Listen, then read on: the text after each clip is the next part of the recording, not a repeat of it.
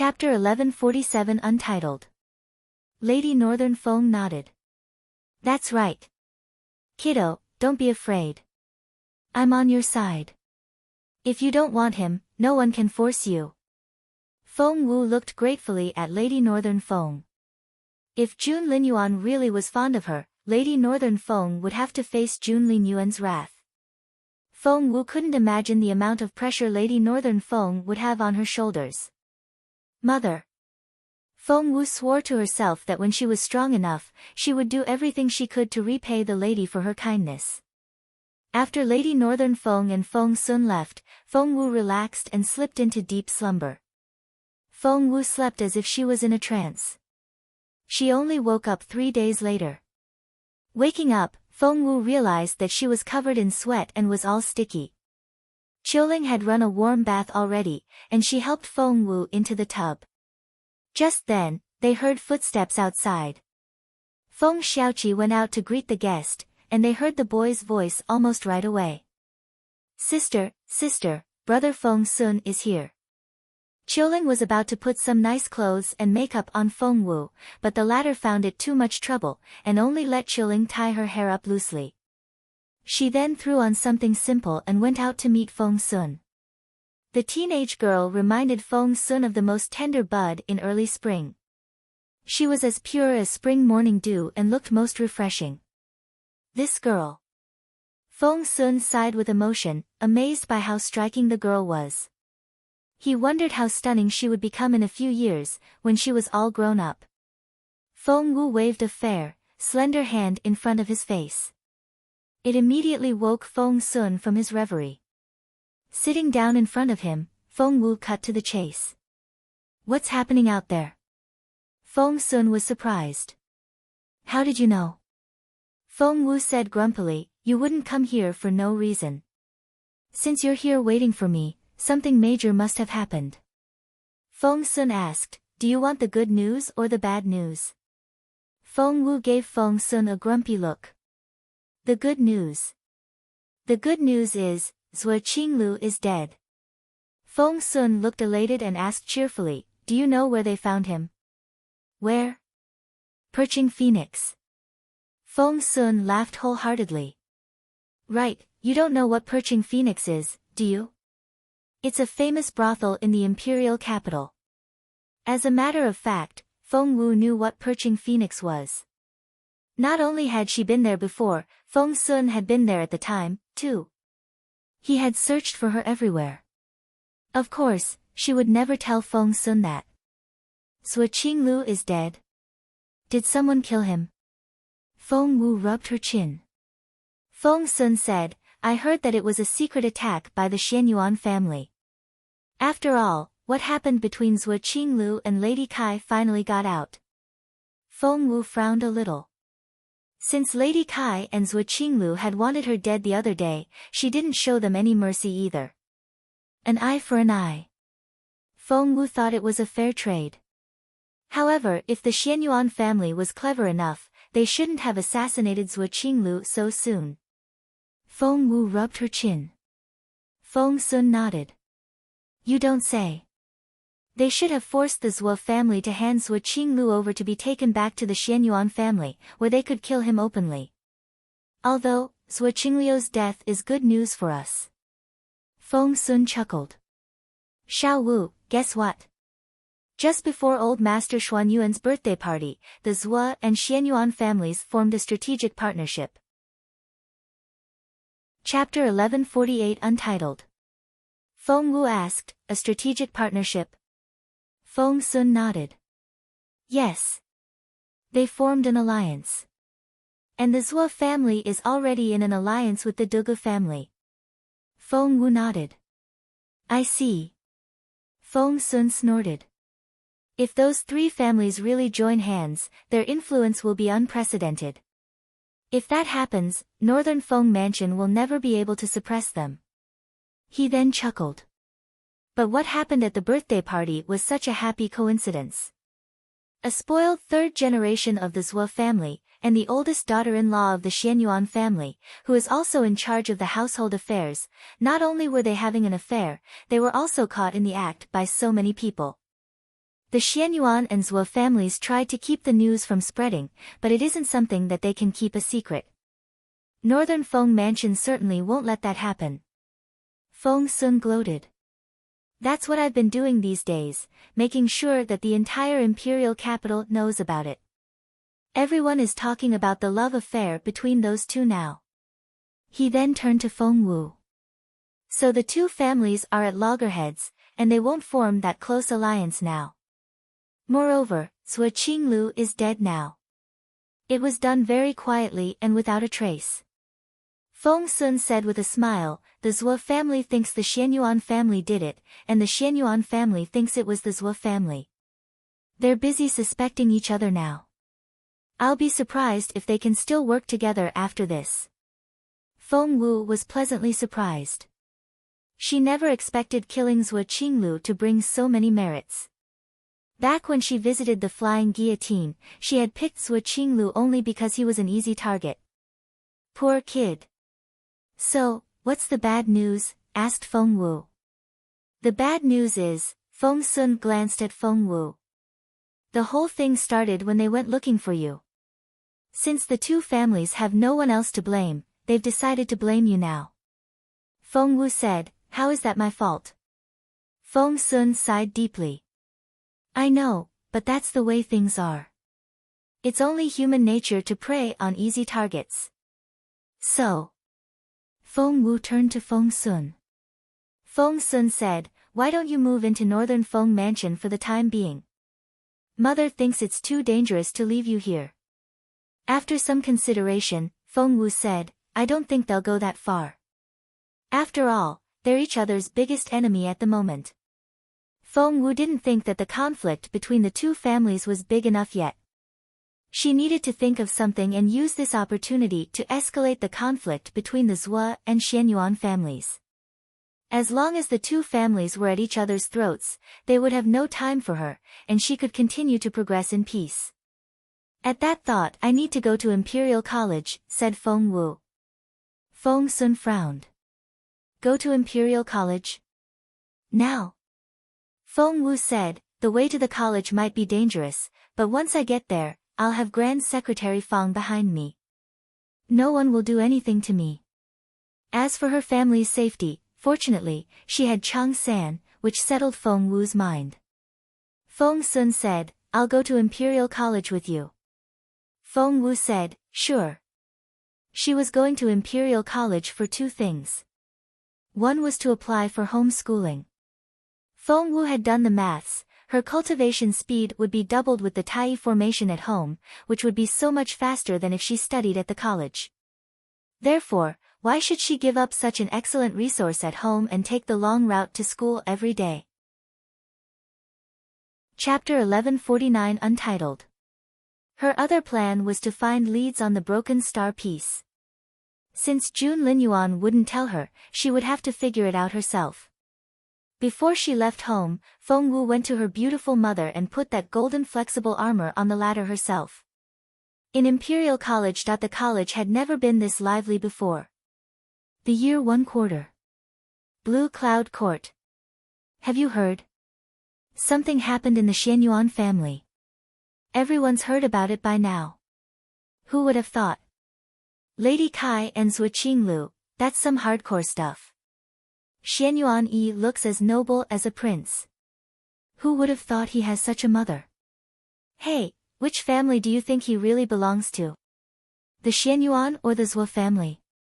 By the way, I heard that Feng Wu was somehow involved. She got lost or something and the others went to look for her. They stumbled on Lady Kai and Zhuo Qinglu during the search. Oh, God. So Feng Wu started the whole thing. It was human nature to gossip, even when the people in question were talented new students of Imperial College. That's right. Feng Wu was the reason this happened, so things are so awkward for her now. Do you think the Xianyuan family will go after Feng Wu for it? I'm sure they will. If she hadn't gone lost, Lady Kai's affair wouldn't have been exposed.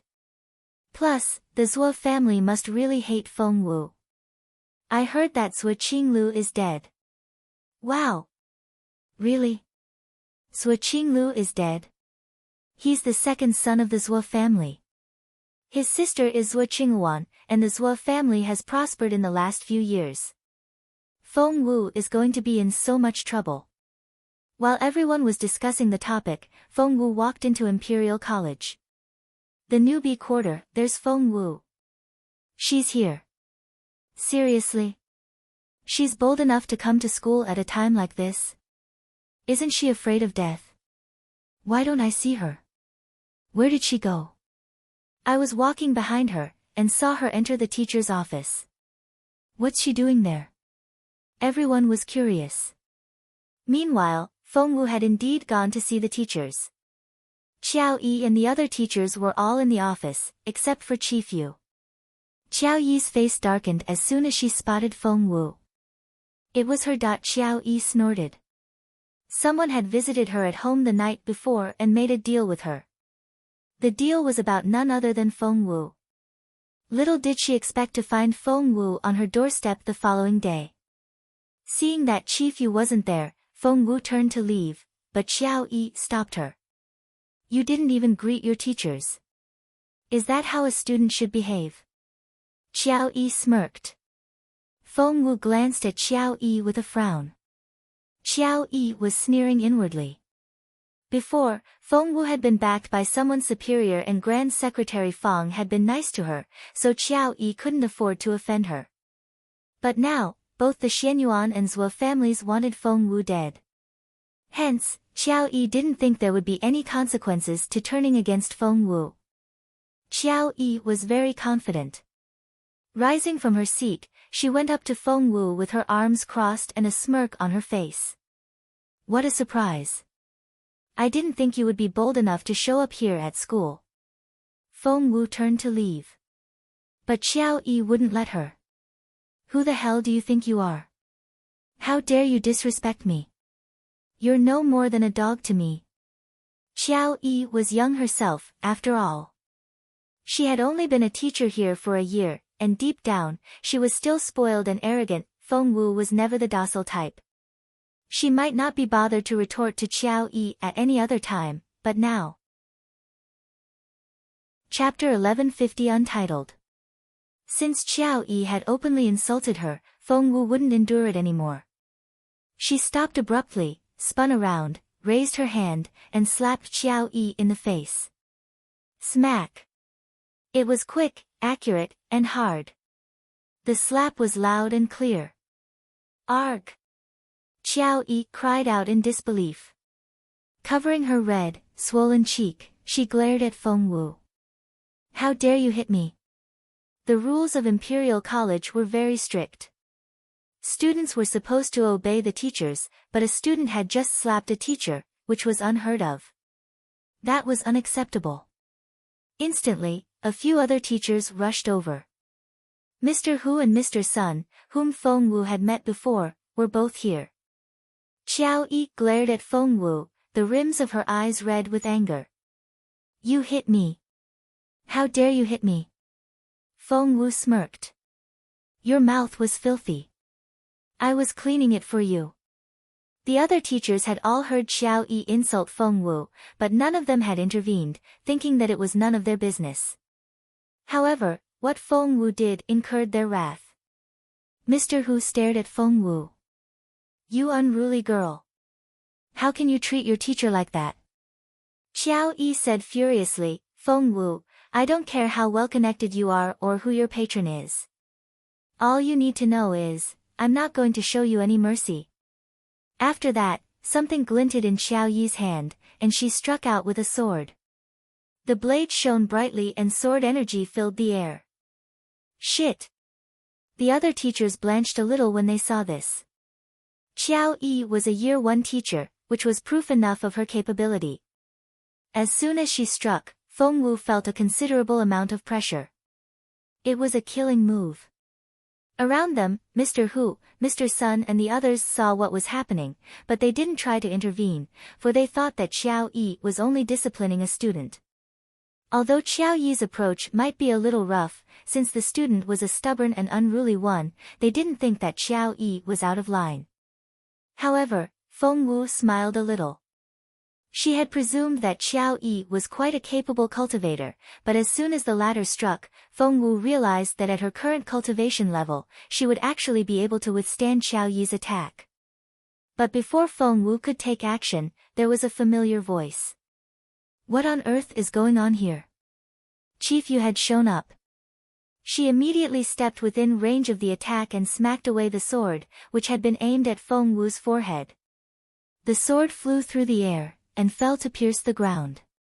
Chief Yu, on the other hand, had a grim, stern look on her face when she stared at Xiao Yi.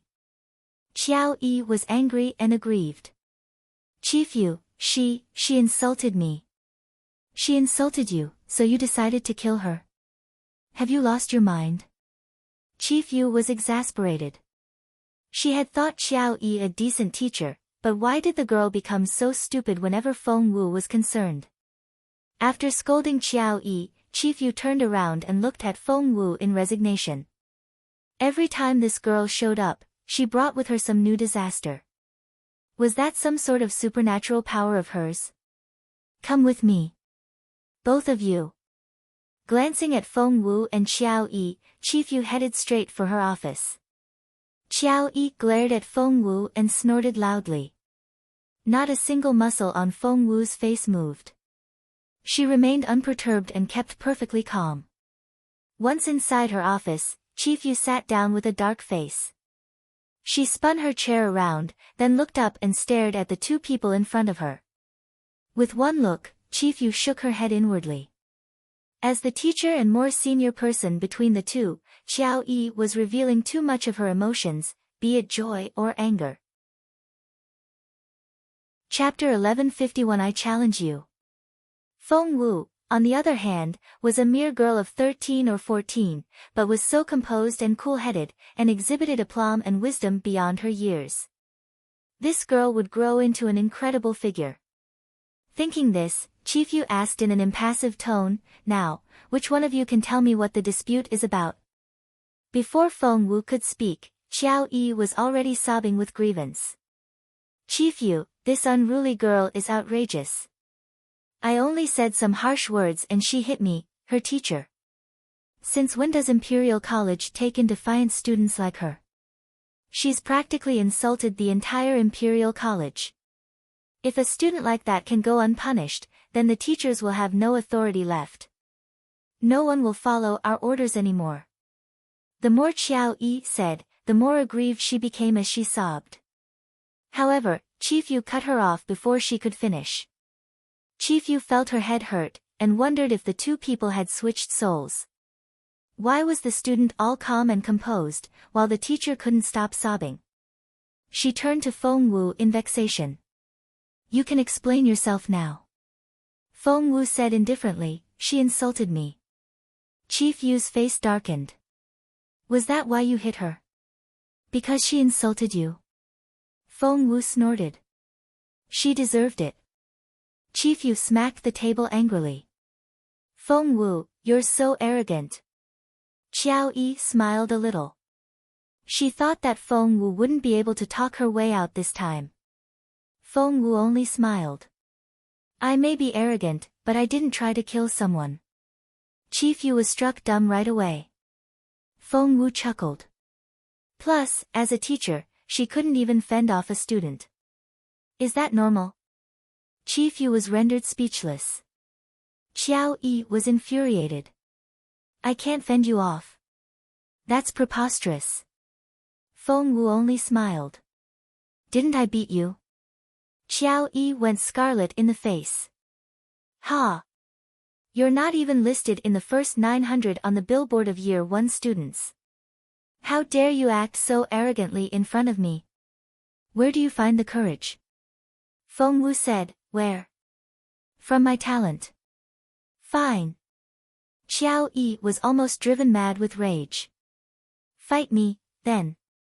Feng Wu smirked. "If I win, you're not qualified to teach me anymore." Xiao Yi grunted.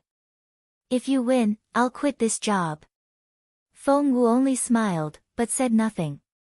Chief Yu was about to say something, when there was a cold voice outside. "I'll fight her."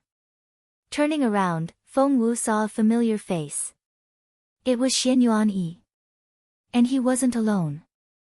A few of his friends were with him. One of them was called by Xiangyang, and he gave Feng Wu a contemptuous look. Xian Yuanyi? Qiao Yi cried out in surprise. Everyone in the imperial capital was talking about the Xian Yuan family incident. No one had expected Xian Yuanyi to still come to school now. Xian Yuanyi was the most famous new student this year, and was expected to have a promising future, but now Xian Yuanyi stared at Feng Wu with cold, hateful eyes. There was so much hatred in them that they almost bled. Other people might not know what happened that day, but Xian Yuanyi certainly did, as someone who had been in on the scheme. He even taught Xian Yuanyi to enter that secret room through that formation. However, Xian Yuanyi had never expected things to turn around like that in the end. Although he didn't have any direct evidence, Xian Yuanyi still fixed all his hatred on Feng Wu. Staring at Feng Wu, Xian Yuanyi said in a cold voice, "I challenge you." Chapter 1152 Feng Wu will definitely lose. Chief Yu frowned. You can't do that. Feng Wu isn't on the billboard yet, and she should. However, Feng Wu only said with a smile, "All right." What? Everyone stared at Feng Wu in disbelief. Had she lost her mind? Where did she get the courage to fight Xian Yuanyi? Xian Yuanyi stared at Feng Wu. By that, I mean a battle to the death. A battle to the death? Everyone in the office sucked in their breaths. Qiao Yi's eyes flickered, for she was very satisfied with Xian Yuanyi's suggestion. No. Chief Yu frowned. That's too unfair to Feng Wu.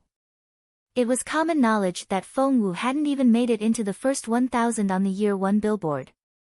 How could she possibly fight Xian Yuanyi, who was 300th on the billboard?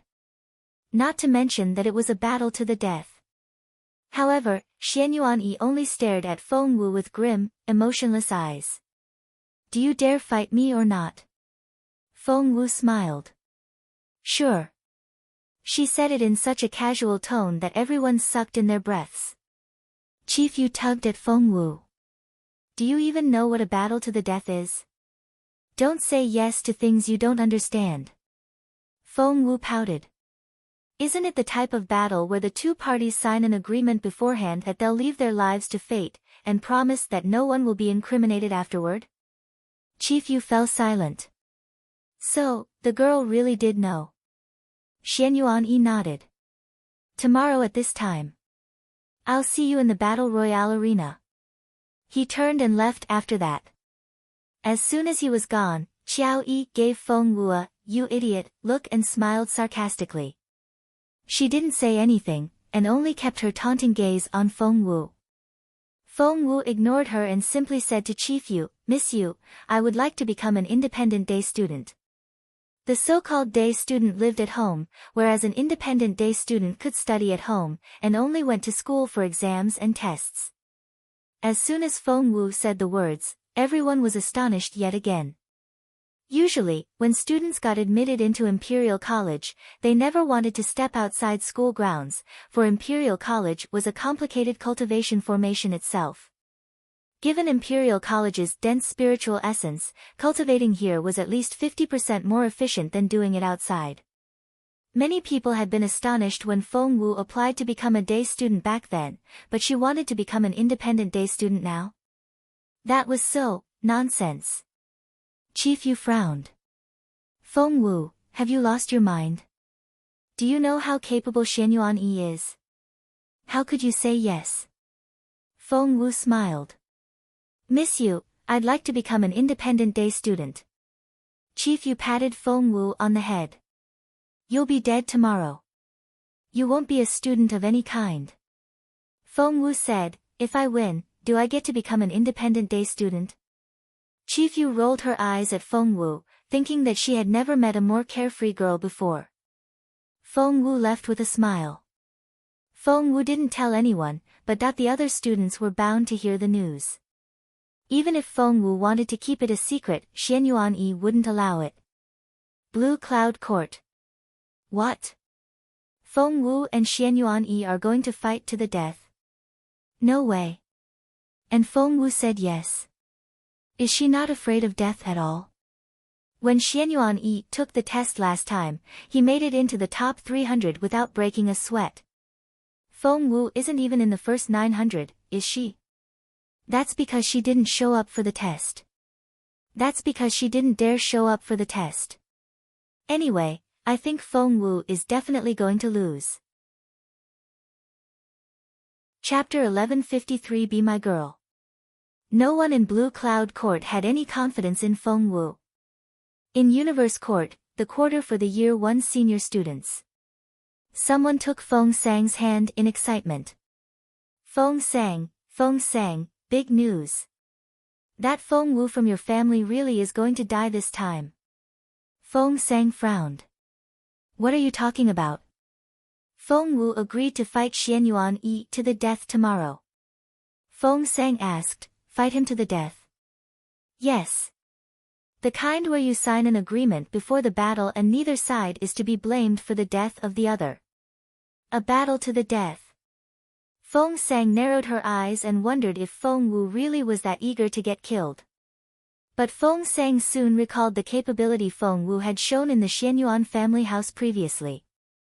It had been an astonishing demonstration, and she had to be a level 7 spiritual grandmaster already. Xianyuan had to be aware of Feng Wu's cultivation level, but he still dared to challenge her. So, had there been a spurt in Xianyuan Yi's progress in the last few days? What's Xianyuan Yi's ranking now? He's 298th. Where do you think Feng Wu would be on that billboard if she shows her true capability? 900th? 600th? But Feng Sang shook her head. With what Feng Wu demonstrated in the Xianyuan family the other day, she could make it into the top 100 at least, if that really was her true capability. Of the senior year 1 students, Rong Shixin was doubtlessly the top cultivator, with Si Yuan ranked right behind him. The two of them had both been capable cultivators for a long time and were skillful enough to proceed to year 2. However, in order to consolidate their foundations, they had remained in year 1. Right now, Rong Shixin and Si Yuan both frowned when they heard the news. Feng Wu had left a good impression on Rong Shixin, but since his family was related in some way to the Xianyuan family, he was on their side. Hence, after the Xianyuan family incident, Rong Shixin considered Feng Wu an enemy. As for Si Yuan, he had met Feng Wu before, and was infatuated with her beauty. Hearing the news, Si Yuan went out right away. Where was he going? Feng Sang had always had a secret crush on Si Yuan, and always paid attention to everything he did. Seeing him go out, she looked concerned. Without hesitation, she followed him quietly. Si Yuan stopped Feng Wu in a grove when she was about to walk out of the school gate. Feng Wu looked up at the teenager. He wore an azure blue brocade robe, had a pair of cold eyes, and stared at her with an emotionless face. It had to be said that the teenager was exceptional in both his appearance and demeanor, and one could tell right away that he was from a noble family. Most teenage girls would probably fall for his unapproachable aura. However, Feng Wu only looked at him in bewilderment. Feng Wu, the teenager stared at her and cut to the chase. He was very direct. Be my girl. What? Feng Wu was dumbfounded by that request and had the strangest look on her face. What did you say? Feng Wu asked involuntarily, thinking that she was hearing things. Keeping his gaze on Feng Wu, Si Yuan stressed each word and said earnestly, be my girl and I'll help you call off the duel. Feng Wu blinked innocently. Who are you? The simple question baffled Si Yuan. Si Yuan frowned, the ends of his eyebrows drooped, and he looked displeased. You don't know who I am? She had met him before, but didn't know who he was. Si Yuan felt as if his heart was being squeezed by a big hand, and he was very disgruntled. Feng Wu shook her head. Nope. 1154 Top 50. Si Yuan pointed at the year 1 billboard a few steps away. Feng Wu turned her head and looked in that direction. Rong Shixin was ranked first with a total score of 1,000 points. Si Yuan was second with 999 points. The system marked all students who took the test, and ranking by points was the most intuitive way to do so. Are you Rong Shixin? Feng Wu looked into his eyes. Si Yuan almost choked. Feng Wu. Are you humiliating me now? Staring at Feng Wu, Si Yuan blanched and was furious. But Feng Wu looked perfectly innocent. Weren't you pointing at first place? Si Yuan didn't want to talk to Feng Wu anymore. He spun around and marched off. A person was hiding behind an old tree not far away. It was none other than Feng Sang herself. Feng Sang thought her heart was going to jump out of her throat when she saw Si Yuan confess his love for Feng Wu. She was driven mad with jealousy, but luckily for her, Feng Wu was an idiot. Walking out from behind the tree, Feng Sang sneered at Feng Wu. You're such an idiot. So, that guy from just then, was he telling me that he liked me? Feng Wu looked innocently at Feng Sang. Feng Sang said, "Humph." She then stormed off. Feng Wu rubbed her nose and was at a loss. Did she do something wrong? Although the Xianyuan family incident had given rise to much discussion recently, there was a limit to how long rumors lasted. With enough time, people lost interest. Hence, when the news of Feng Wu and Xianyuan Yi's battle to the death got out, no one cared about what happened between Lady Kai and Zhuqing Lu anymore. Fallen Star Yard. Because Chaoge went back to the Duan family, she didn't go to Imperial College with Feng Wu today. How could she have known that Feng Wu would get herself into so much trouble in just a few hours? After being lectured by Mrs. Duan and the other members of the Duan family, Duan Chaoge rushed to Fallen Star Yard at top speed. Xiao Wu. Chaoge stared at Feng Wu in disbelief. Are you going to fight Xianyuan Yi to the death? Feng Wu was using a pair of long, thin scissors to trim some thorny roses in Fallen Star Yard. Hearing that, she looked up at Chaoge with a smile. You're back. Chaoge looked at Feng Wu in concern and asked nervously, are you really going to fight Xianyuan Yi to the death? Feng Wu smiled. I didn't know the news had already spread so quickly. It's only been a while, and even you've heard about it. Are you sure about this? Chaoge was very concerned. That Xianyuan Yi can be very hard to handle. Feng Wu said, him. I think I'll be alright. Chaoge said, please don't tell me that you think he's only capable enough to be ranked 298th on that billboard. Feng Wu only smiled. Chaoge grew anxious right away. Xiao Wu, I was told that Xianyuan Yi missed out on one of the subjects during that test. That's why he's only 298th. If he had taken it, he would have gotten into the top 100 at least, or even the top 50. Feng Wu nodded. Are you really sure? Chaoge asked nervously as she took Feng Wu's hand. Because of the noise Chaoge was making, Zhouling and the others heard about it as well. Right now, they were all looking anxiously at Feng Wu. Feng Wu smiled. Of course I'm sure. Don't worry. However, they couldn't stop themselves from worrying just because Feng Wu told them not to. The beautiful lady held Feng Wu's hand and began to cry. Apart from Feng Wu, everyone in Fallen Star Yard had distressed expressions on their faces. In the Feng manner. After Feng Sang got home, she told the others what happened, and Lady Wang was immediately excited. Was Feng Wu really that reckless? The incident the other day had been a hard blow to Lady Wang and had left her crestfallen. Hence, she hadn't dared mess with Feng Wu recently, but that didn't mean that she didn't want to see Feng Wu in trouble. Chapter 1155 Unstoppable Scandal. Lady Wang was already secretly rejoicing over what happened between Feng Wu and the Xianyuan family.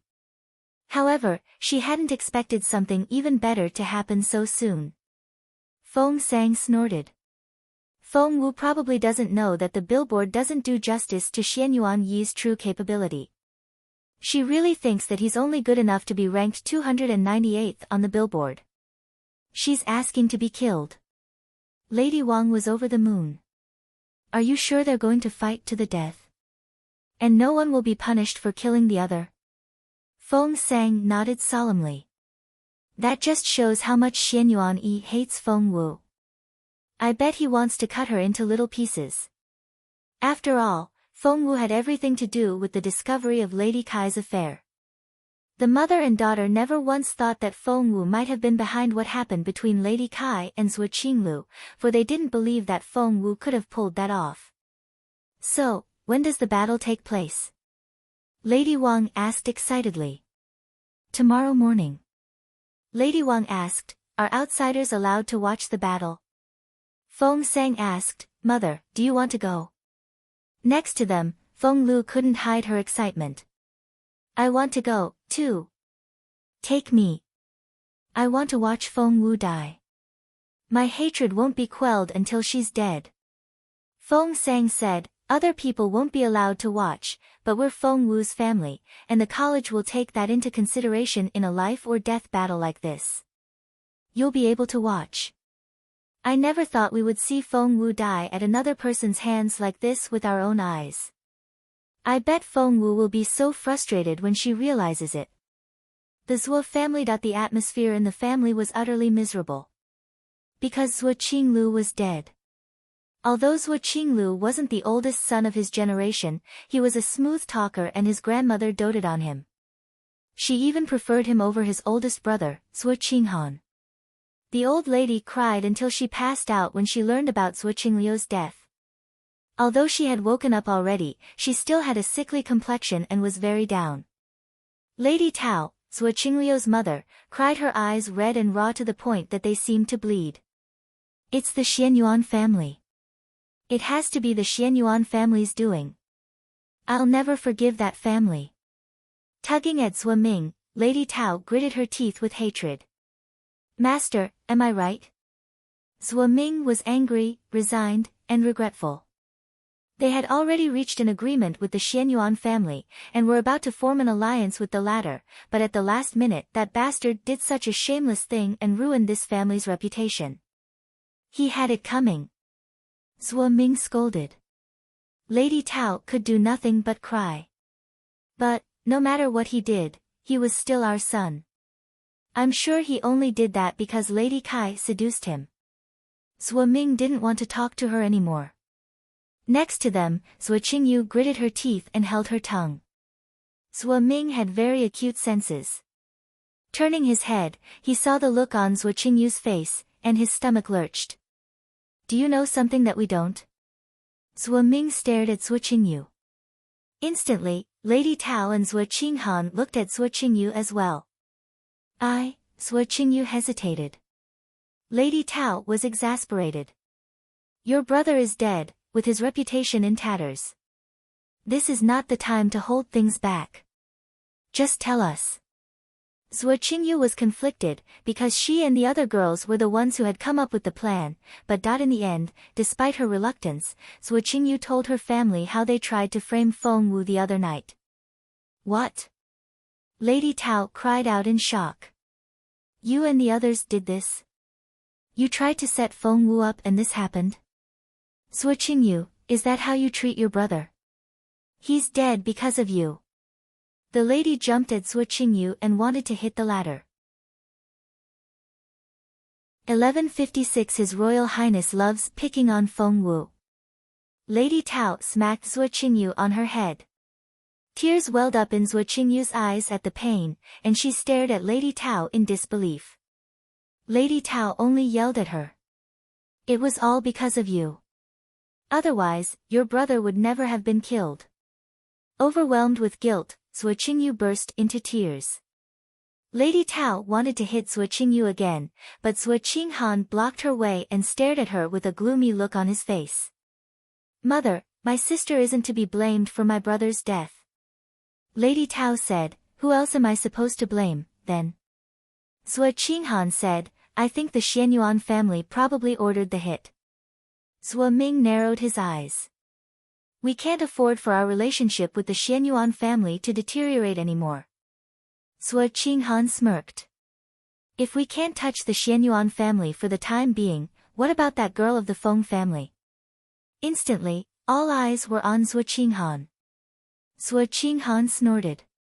Feng Wu is the reason that all this happened, right? I don't care if she got away because of her intelligence or sheer luck, I won't have it. The more Zhuo Qinghan thought about it, the angrier he became. Why can Feng Wu walk away, while our Qinglu had to die? Zhuo Qingyu took the hint right away and clenched her fists. That's right. Why does Feng Wu get to walk away when my brother is dead? Why?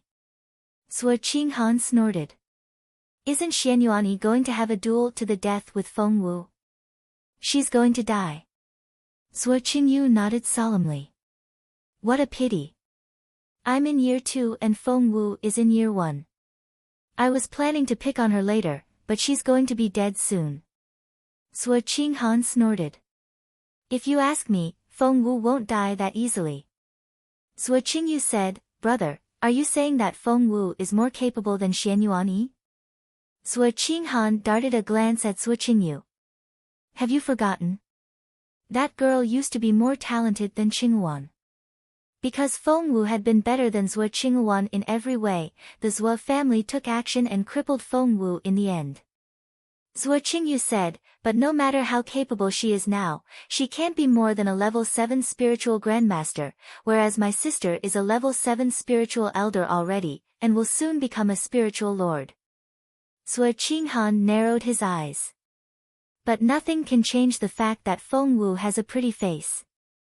Zhuo Qingyu asked, Brother, what do you mean by that? Zhuo Qinghan said, didn't she win young Lord Feng over with her beauty, making Lady Northern Feng dote on her?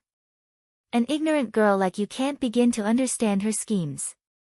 Zhuo Qinghan snorted. Other people may be afraid of Feng Sun, but our family isn't that inferior to Northern Feng Mansion and we won't be intimidated by him. However, His Royal Highness is a different story. Zhuo Qinghan clenched his fists. What worries me now is that Feng Wu will get close to His Royal Highness through Feng Sun. If that happens, we'll have a big problem. She won't, said Zhuo Qingyu resolutely. His Royal Highness hates Feng Wu. He picks on her all the time and shows no affection toward her whatsoever. What did you just say? His Royal Highness picks on Feng Wu all the time. Zhuo Qinghan had only brought it up in passing, but after hearing what Zhuo Qingyu said, the look on his face changed, and he was very serious now. Zhuo Qingyu gloated. That's right. His Royal Highness loves picking on Feng Wu. He gave her such a difficult time in Imperial College. However, Zhuo Qinghan only gave Zhuo Qingyu a, you idiot, look. Chapter 1157 That's indeed very like Feng Sun. How could she still gloat? Where did she get the courage? Zhuo Qinghan's analysis went like this. Jun Linyuan was an emotionless and arrogant man who regarded other people's lives as worthless. Why would he bother picking on anyone? He didn't have to do it himself. With a wave of his hand, numerous people would pick on Feng Wu for him. Zhuo Qinghan had a bad feeling. It was based on his intuition as a man. His Royal Highness. This was the most pressing matter at the moment. At that thought, Zhuo Qinghan asked, is the duel between Feng Wu and Xianyuan tomorrow at noon? Zhuo Qingyu nodded. Yes. Zhuo Qinghan said, all right. I'll go watch tomorrow. Lady Tao stared at Zhuo Qinghan in bewilderment. She couldn't understand how the subject had switched to Jun Linyuan all of a sudden. Lady Tao said, but your brother. Zhuo Qinghan said solemnly, Mother, don't worry. I promise you that we'll avenge my brother. But the most important thing now was to figure out how Jun Linyuan felt about Feng Wu, for that would decide what type of action they would take against her in the future. The general public knew little about the duel between Feng Wu and Xianyuan, but almost all of the upper class heard about it. One was the alleged talent Feng Wu, a former genius who had been crippled, but was said to be back on her feet again. And her opponent was a genius teenager, whose life had been plain sailing until it had suddenly changed recently. Which of them would win? Moreover, it was a battle to the death. It had been years since there was a battle to the death in Imperial College. It was just that Imperial College had a strict hierarchy, and each year had their own territory. Therefore, students from the other years didn't get involved in this year one matter. The lively event belonged to year one alone. While the outside world was discussing it animatedly, Feng Wu remained unperturbed. Grand Secretary Feng had summoned her to the Feng Manor. Looking at Feng Wu, who was standing in front of him like a good girl, Grand Secretary Feng was at a loss over what to do. Grand Secretary Feng had a stern look on his face. "Are you that eager to be killed?" Feng Wu pursed her pink lips. "Why do you think that I'll lose for sure?"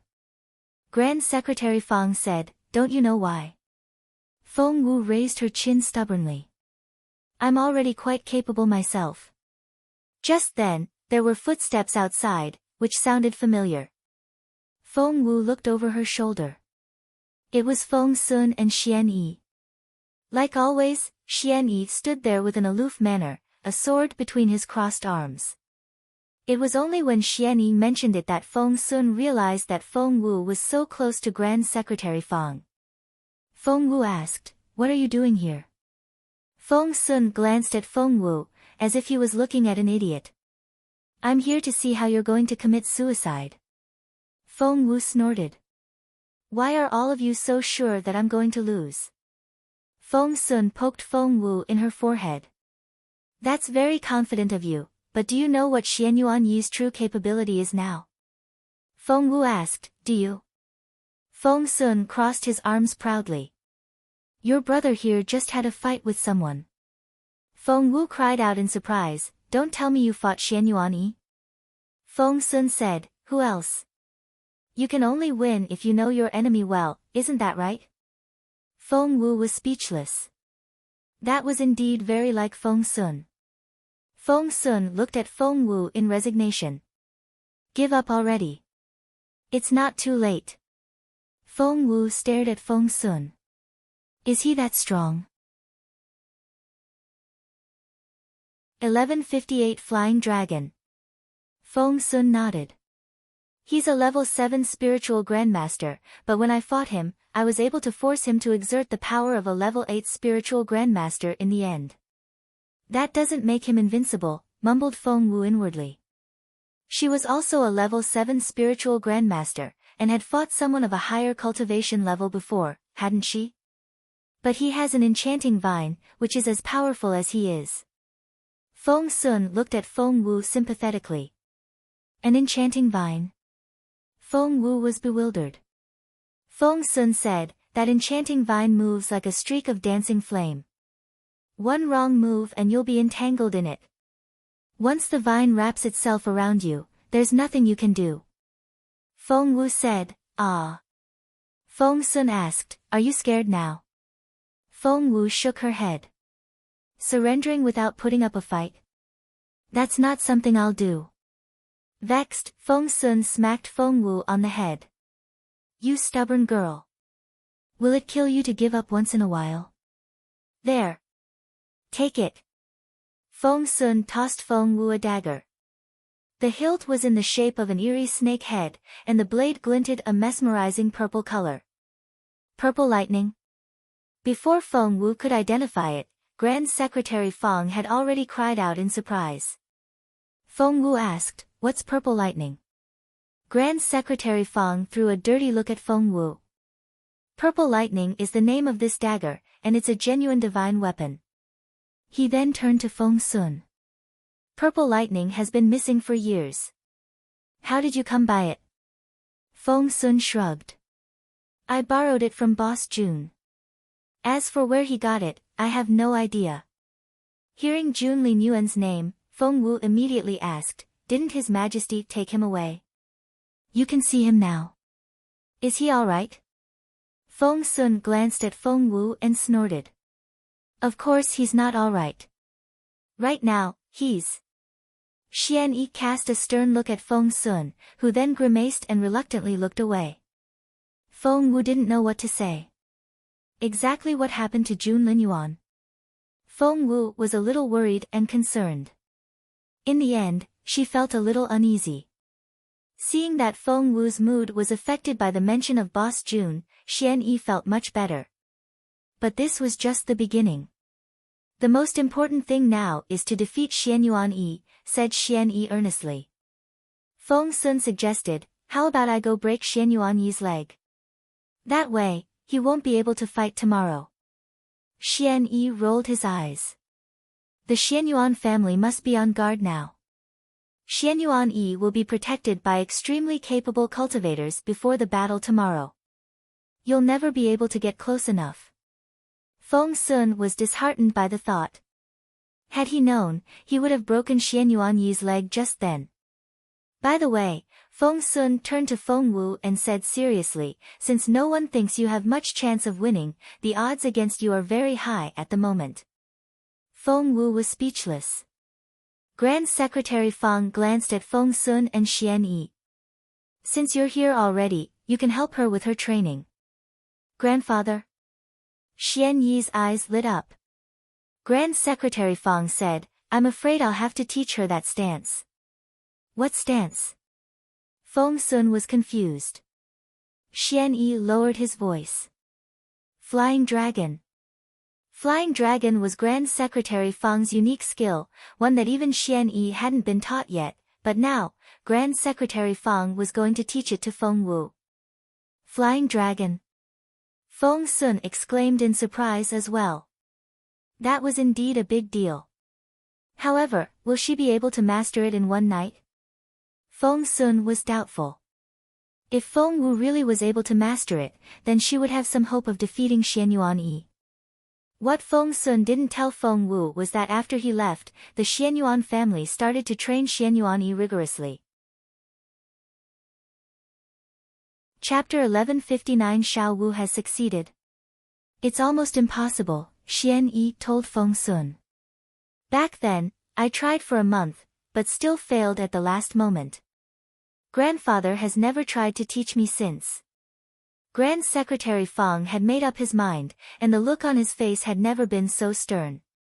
Feng Wu stood in the spacious martial arts arena with Go chess pieces covering the ground around her. Each piece was the size of a fingernail. A net had been hung up 100 meters away from Feng Wu, and each hole was the size of a chess piece. Behind the net was a bamboo tube with an opening as small as the human eye. Grand Secretary Fang gazed at Feng Wu. There are 99 chess pieces here. Kick each of them through the net into the bamboo tube. The bamboo tube was deep enough to contain all 99 pieces. That was to say, there was no room for error during this process. Feng Wu nodded.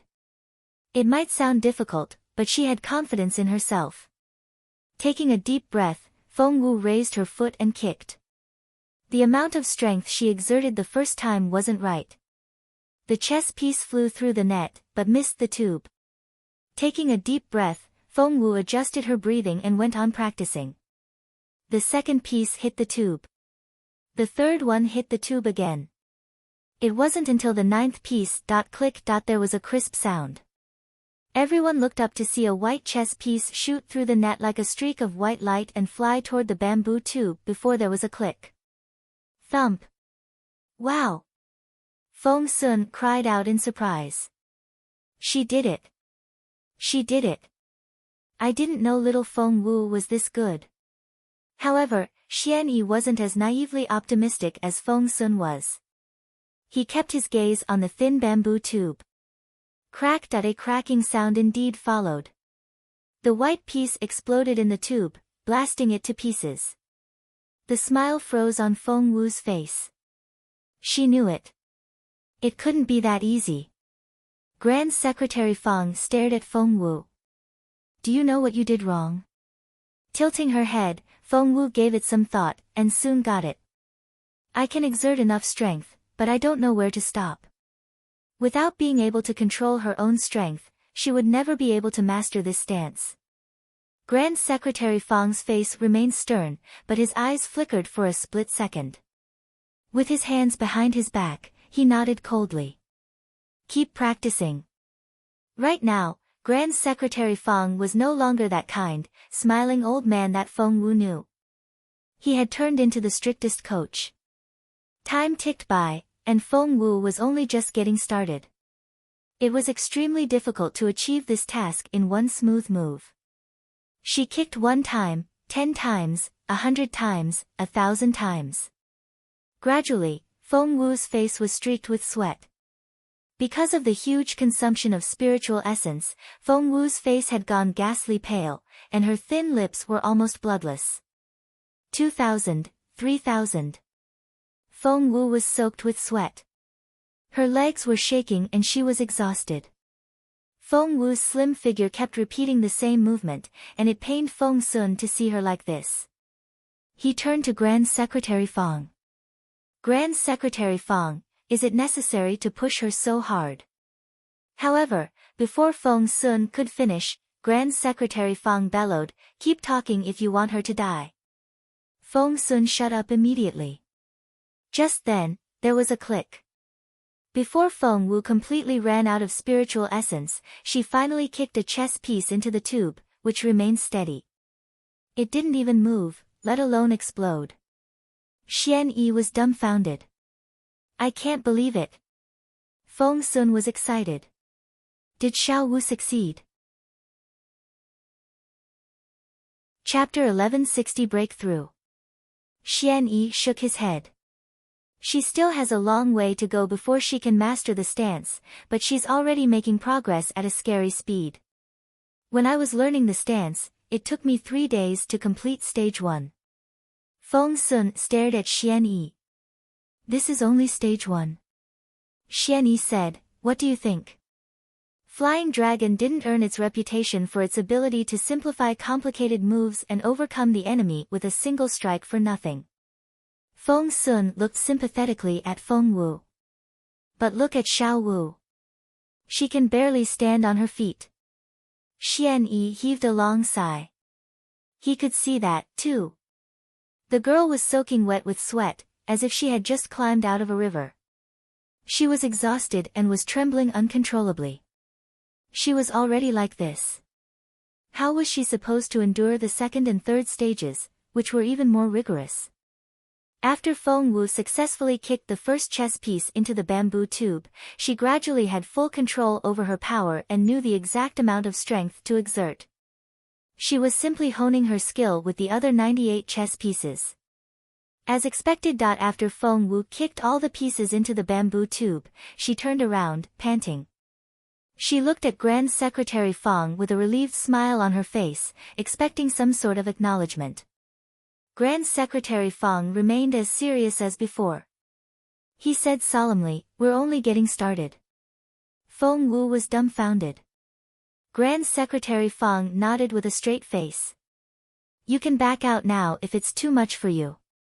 A resolute look appeared on Feng Wu's exquisite face. She clenched her fists. No, I can do it. Grand Secretary Fang remained unperturbed, and said with a serious face, keep going, then. Feng Sun wanted to say something, but hesitated. By now, Feng Wu was completely exhausted and her face was ghastly pale. One could tell at a single glance that she had given it her all. How was she supposed to keep going like this? However, a determined look flickered in Feng Wu's bright eyes. Feng Sun and Xian Yi were put to use in the second stage. Grand Secretary Fang let the two of them take turns to act as Feng Wu's training partners. Xian Yi went first. He stood in front of the bamboo tube, and what Feng Wu had to do was kick the chess piece so that it flew through the net and avoided Xian Yi before dropping into the bamboo tube. What that meant was that Xian Yi was acting as an extra obstacle. And a very difficult one. Feng Wu kicked the first piece. Click. Xian Yi hit it back. She kicked again. Click. Xian Yi hit it back again. And Feng Wu tried again. Over and over again. Time ticked by. Feng Wu's clothes were soaked with sweat and her legs felt like lead. She could barely lift them. But she was still repeating the same movement as if it had become instinct. The look on her face was very serious. And her moves were meticulous. After 1,000 hits, Xian Yi slipped slightly in his movements, and Grand Secretary Fang replaced him with Feng Sun. The training went on. After what seemed like tens of thousands of times of practice. Crack. Feng Wu stumbled forward, falling to the ground. She hit her forehead on a rock and blood oozed out right away. Feng Sun panicked. He was about to rush over to help her up, when Grand Secretary Fang cast a stern look at him. Crossing his hands behind his back, Grand Secretary Fang looked relentless. If you don't want to learn, feel free to give up. Feng Wu lay on her stomach, feeling drained of all strength. The Tai formation had an endless supply of spiritual essence, but she was using her spiritual essence up way faster than it could be replenished. Feng Wu had continued to absorb spiritual essence from the spiritual stones, and continued to outperform herself. Chapter 1161. The teenager is back. Her vision went dark when she fell to the ground head first. She could see stars and her head was swimming. She couldn't even lift a finger. How she wished she could pass out just like this. She was so tired that she wished she were dead. But at that moment, a firm voice rang out in Feng Wu's head. Do you want to live? Master this, or you won't be able to defeat Xianyuan Yi. You won't survive if you can't beat him. If she was dead, no one would bring her beautiful master back to life, no one would be there to protect her family, and no one would kill Zhuo Qingwan. As long as she could breathe, she had to stand up. Feng Wu pushed herself up from the ground with both hands. Blood oozed out from between her fingers, and there were bloody handprints everywhere. And it wasn't just her fingers that were bleeding. Feng Wu's right foot was soaked with blood, which had seeped through her boot, painting it red. It was a frightening scene. A figure had appeared quietly on the wall when no one was looking. No one knew how long he had been standing there. There was a domineering look in his eyes, which could send a chill down one's spine. He kept his unblinking gaze on Feng Wu, and looked as intimidating as death itself. However, there was also a hint of pity in his eyes, and he even looked a little moved. Jun Linyuan knitted his exquisite straight eyebrows. He jumped off the wall and landed lightly on his feet. He then walked steadily toward Feng Wu on his long legs. Let's continue. Biting her lip, Feng Wu stared at Grand Secretary Fang with a resolute look in her eyes. Boss Jun. Feng Sun was the first to spot Jun Linyuan, and he cried out in surprise. Hadn't Boss Jun voluntarily locked himself inside the water dungeon as punishment? He still had those injuries on him. Jun Linyuan walked up to Feng Wu and raised his hand, but it never landed on her head. You want to continue? Even Jun Linyuan himself didn't realize that the expression on his finely sculpted face had changed. Other people might not know how tiresome or painful training aimed at breaking one's limits was, but he knew. All they knew was how fast he made progress and how omnipotent he was, but what they didn't know was the excruciating pain he had to endure over and over again to break through his limits during his cultivation as he pushed his body to the point of collapse. Therefore, when he saw Feng Wu in this state, even the crown prince, who had never let any emotions show on his face, was moved. Feng Wu struggled to look up. Right now, even lifting her head hurt excruciatingly. She saw an incredibly handsome face with deep-set features, well-defined lines, and a pair of brooding eyes. One look at his eyes and Feng Wu knew that he understood her. Many people pitied her and wanted her to stop, but he understood her. A faint smile appeared on Feng Wu's fair face. It was barely detectable, but was as bright as fireworks. I want to keep going. With each word, she felt as if a blade was scraping the inside of her throat, but she still grabbed Jun Linyuan's hand and emphasized each word earnestly. Feng Sun, Xian Yi, Chaoge, and Qiuling were all there, and they were all calling out to her, telling her to stop, but she wouldn't give up. Jun Linyuan looked down at Feng Wu's hand. The teenage girl's hands used to be so soft and tender, but now, all her fingers were bleeding and trembling uncontrollably. I'm with you. Taking both hands, he sent a streak of warm spiritual essence from his fingers. It flowed into her body through her injuries. Feng Wu felt. Chapter 1162 A Touch and Go Situation 1. A streak of warm spiritual essence flowed from the teenager's hands into hers through her bleeding fingertips. Feng Wu, who was barely breathing and looked like a withered flower, slowly revived, as if she had been watered with spiritual water. Keep going. The teenager patted her head with his slender fingers, and his lips curled into a smile. Feng Wu was a little dumbfounded. But she soon came back to herself. Licking her lower lip, she nodded. Yes. Grand Secretary Fang had been standing a few steps away from them the whole time and hadn't said a word since Jun Linyuan showed up. Feng Wu had complained to him quite a few times about how Jun Linyuan picked on her, and the old man had been thinking about finding a time to mention it to His Majesty. But now that seeing the way the teenager patted Feng Wu's head, Grand Secretary Fang had a strange feeling. With Jun Linyuan as her training companion, Feng Wu was even more efficient in her practice now, but that didn't mean that her pain was in any way reduced. The pain, the dizziness, and the hopeless state were all still there. Chaoga and Qiling watched with teary eyes until they cried. More than once, they almost ran over to Feng Wu to wrap their arms around her bloody body and yell, "That's it. We give up." However, when they saw how hard Feng Wu was trying, they sobbed and couldn't say a word. Jun Linyuan's face was as breathtakingly handsome as ever. He kept his gaze on Feng Wu the entire time with a stern look on his face. Every now and then, a pitying look would flicker in his eyes. No one else noticed, but Grand Secretary Fang, who had been looking closely, was utterly surprised. Could it be? Was it what he thought it was? If that really was the case, the girl would never be able to get away from Jun Linyuan. However, Feng Wu couldn't see anything else at the moment.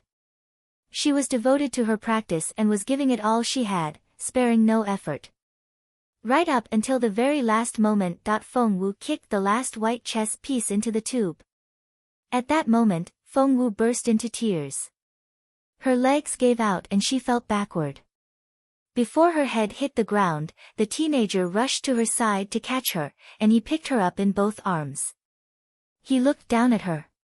His lethal, threatening air was long gone, replaced by a gentleness that no one else had seen before. Seeing Feng Wu collapse into Jun Linyuan's arms, Chaoga and Qiling were both worried sick. During Feng Wu's practice, Chaoga had tried to run to her a few times, but Feng Sun had stopped her each time. Now that the training was over, she finally dashed over like a shooting arrow. Xiao Wu! Xiao Wu! Chaoga tried to take Feng Wu back from Jun Linyuan. But the crown prince didn't even look at her. With Feng Wu still in his arms, he jumped onto the wall with light feet. Quickly, go with him. Feng Sun tugged at Qiling and Chaoga. Go get some warm water and fresh clothes. An hour had passed after they cleaned Feng Wu up. How is she? Feng Sun stared at Jun Linyuan nervously. When will little Feng Wu wake up? Jun Linyuan knitted his fine eyebrows. It's hard to say. Boss Jun, are you leaving? Seeing that his leader was leaving, Feng Sun was a little nervous. Jun Linyuan glanced sideways at him, the look in his eyes brooding. Before he left, he gave the Fang Manor a long look. Despite its ordinary appearance, the house was equipped with a top-grade essence-gathering formation, which had abundant spiritual essence. He wondered what formation master had designed it. But Jun Linyuan was on a tight schedule and couldn't stay here any longer. Chapter 1163 A Touch and Go Situation 2. Take good care of her. Jun Linyuan glanced at them sideways, and the look on his face reminded them of a god of death. His intimidating power spread out in the yard. The people of Fallen Star Yard only came back to themselves after Jun Linyuan left. Qiling grabbed Chaoga's hand nervously and said in a tiny voice, "Is His Royal Highness and Miss Wu?" For a split second, Chaoga thought the same. But she rejected the possibility right away. No, it can't be. But His Royal Highness carried Miss Wu back himself. Didn't the Crown Prince abhor the touch of other people? After some thought, Chowga shook her head adamantly. Who knows what the hell is wrong with that Crown Prince? Anyway, it's all in your head. Chilling said, all right. That's right. My sister will never like him. She's my sister and nothing else. The boy standing in the doorway spoke angrily with his cheeks puffed up. Feng Sun was lost for words. Xian Yi's mouth fell open. The two of them exchanged wry smiles. It seemed that Boss Jun still had a long way to go before he could win the girl's heart. However, the more pressing issue now wasn't winning the girl's heart, but would Feng Wu wake up before noon? Feng Sun said, it's dawn now, and the sun is about to rise. Neither Feng Sun nor Xian Yi left. They stood in the yard and looked up at the dark sky. The air was as cool as water and both looked worried, even from behind. Xian Yi said, yes. Feng Sun asked, do you think Feng Wu can wake up before that? Xian Yi said, the chances are slim. Feng Sun heaved a long sigh. She worked so hard. After everything she put into this, it would be such a pity if she has to give up because she missed the stipulated time. This Xian Yuan-Yi really is something. He's given all of us a sleepless night. Feng Sun smiled bitterly. Back in the day, they wouldn't have wasted their breath on a nobody like Xian Yuan-Yi. Time crawled by. The night ended and the sun rose. As the streets got busier, the entire imperial capital seemed to wake up. However, Feng Wu still lay completely motionless, without any sign of waking up. The people of Fallen Star Yard were calm at first, but as time went by, they couldn't remain as unperturbed. Feng Sun kept running into Feng Wu's room to check on her. Is she still not awake? Feng Sun asked quickly. Qiuling was pale, and was visibly worried. She shook her head. We only have 2 hours left here. Feng Sun frowned. While Feng Sun was feeling worried sick, his mother had been summoned to court. The Empress Dowager frowned as soon as she saw Lady Northern Feng. I heard that Feng Wu is in trouble again. Lady Northern Feng's stomach sank, and she wondered who had been saying bad things about Feng Wu in front of the Empress Dowager. She looked up at the Empress Dowager. On the Empress Dowager's left was none other than Empress Dugu, whereas concubine Oriole, the Emperor's favorite woman at the moment, was on the Empress Dowager's right. Despite her frustration, Lady Northern Feng put on a bright smile when she walked up to the Empress Dowager. Your Majesty, has someone been telling you bad things about little Feng Wu again? The Empress Dowager snorted. I don't need to be told. She's done so many things that the news fly into my ears all on their own. Your Majesty, you're so well informed. I'd love to hear about it. Chapter 1164 A Touch and Go Situation 3. Lady Northern Feng didn't look like her tough self at all when she was with the Empress Dowager. Bending down, she gently took the old lady's hand and gave the latter her brightest smile. The Empress Dowager snorted, pointed at concubine Oriole next to her, and said in a disgruntled voice, even concubine Oriole here has been telling me about how your little Feng Wu has been bullying other people just because she has powerful connections. Lady Northern Feng didn't like the sound of that at all. She has never done such a thing. The old lady frowned. She hasn't. I heard that she was behind that filthy affair of the Xianyuan family. Lady Northern Feng tittered. Your Majesty, surely you don't mean what happened between Lady Kai and Zhuo Qinglu. The old lady snorted. Lady Northern Feng chuckled. I don't understand. Why is my Xiao Wu involved in the affair between Lady Kai and Zhuo Qinglu? Did she force them to sleep together? The Empress Dowager found that argument plausible. Empress Dugu shot a warning glance at concubine Oriole. The Empress had grown smarter. She would behave as nobly as an Empress should, and let concubine Oriole do all the dirty work for her. Concubine Oriole covered her mouth with a handkerchief. Lady Northern Feng, Everyone has been saying that Feng Wu set Lady Kai and young Master Zhua up. What happened was a trap. Well, that's the truth, but do you have evidence? If not, just shut up, thought Lady Northern Feng. She found this concubine Oriole a pain in the neck. However, she would never lose her temper in front of the Empress Dowager. Holding the old lady's hand, Lady Northern Feng said in a soft voice, I don't get it. Why would my Xiao Wu set Lady Kai and Zhuo Qinglu up? She would have to have a motive, right? The Empress Dowager was persuaded. Yes, one had to have a motive to do such a thing. Hence, the old lady looked dubiously at concubine Oriole. Could concubine Oriole say that it was because Xian Yuaning tried to set Feng Wu up first?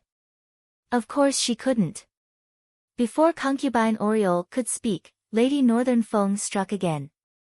Moreover, it's like you've said, Xiao Wu is a dumb girl without much cultivation capability. How can she frame the oldest daughter-in-law of the Xianyuan family in their own territory? Concubine Oriole, do you think that's possible? Concubine Oriole smiled awkwardly and was about to speak when Lady Northern Feng went on. Concubine Oriole says that my Xiao Wu had been bullying people because of her powerful connections.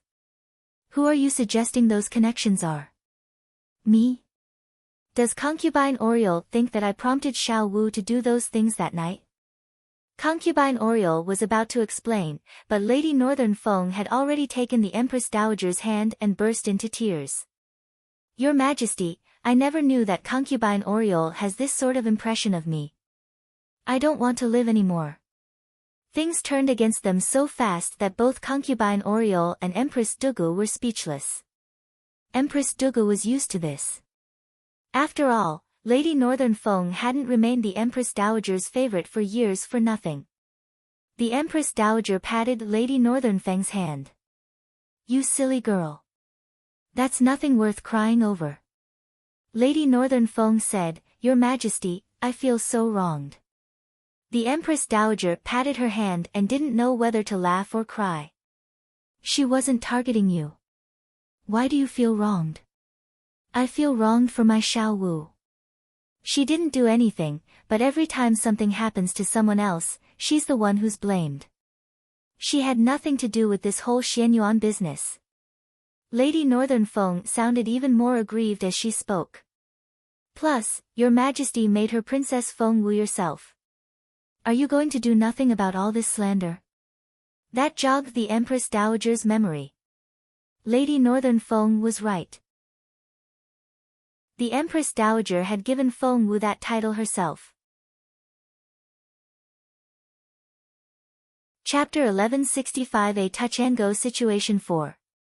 Lady Northern Feng said, Your Majesty, she's my goddaughter who received her princess title from you.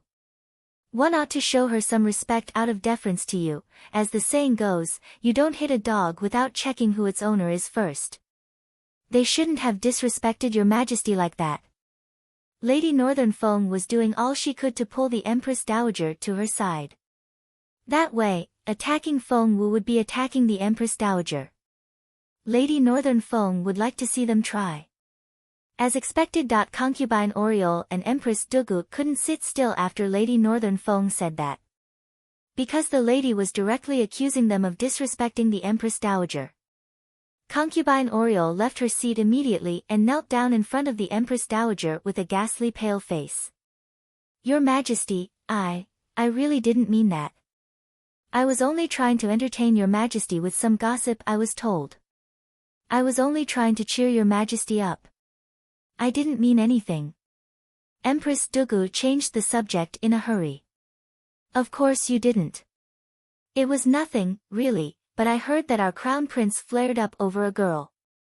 In order to save Feng Wu, he cut off all 4 of old Master Xuanyuan's limbs, which is why we're talking about it. Well. Concubine Oriole hadn't gotten to that part yet. As soon as Empress Dugu said that, the Empress Dowager's face darkened. What did you say?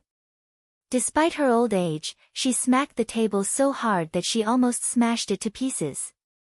Darting a taunting sidelong glance at Lady Northern Fong, Empress Dugu said to the Empress Dowager, "Your Majesty, I heard that the heads of all the major clans protested and gave His Majesty pressure.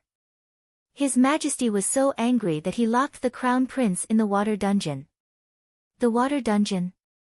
The Empress Dowager felt her head spin. The water dungeon. That was supposed to be a form of torture for felons. The water there went as high as one's chin, and the prisoners couldn't sit, sleep, or rest in any way, for they would fall down in the water and drown if they relaxed. How dare he keep that from me? How dare he? The Empress Dowager was infuriated. Empress Dugu went on tattling to the Empress Dowager, "His Royal Highness is supposed to be an aloof, sensible person who sees any woman other than your Majesty as a stranger. But he stood up for Feng Wu. Feng Wu, this is going to be your downfall.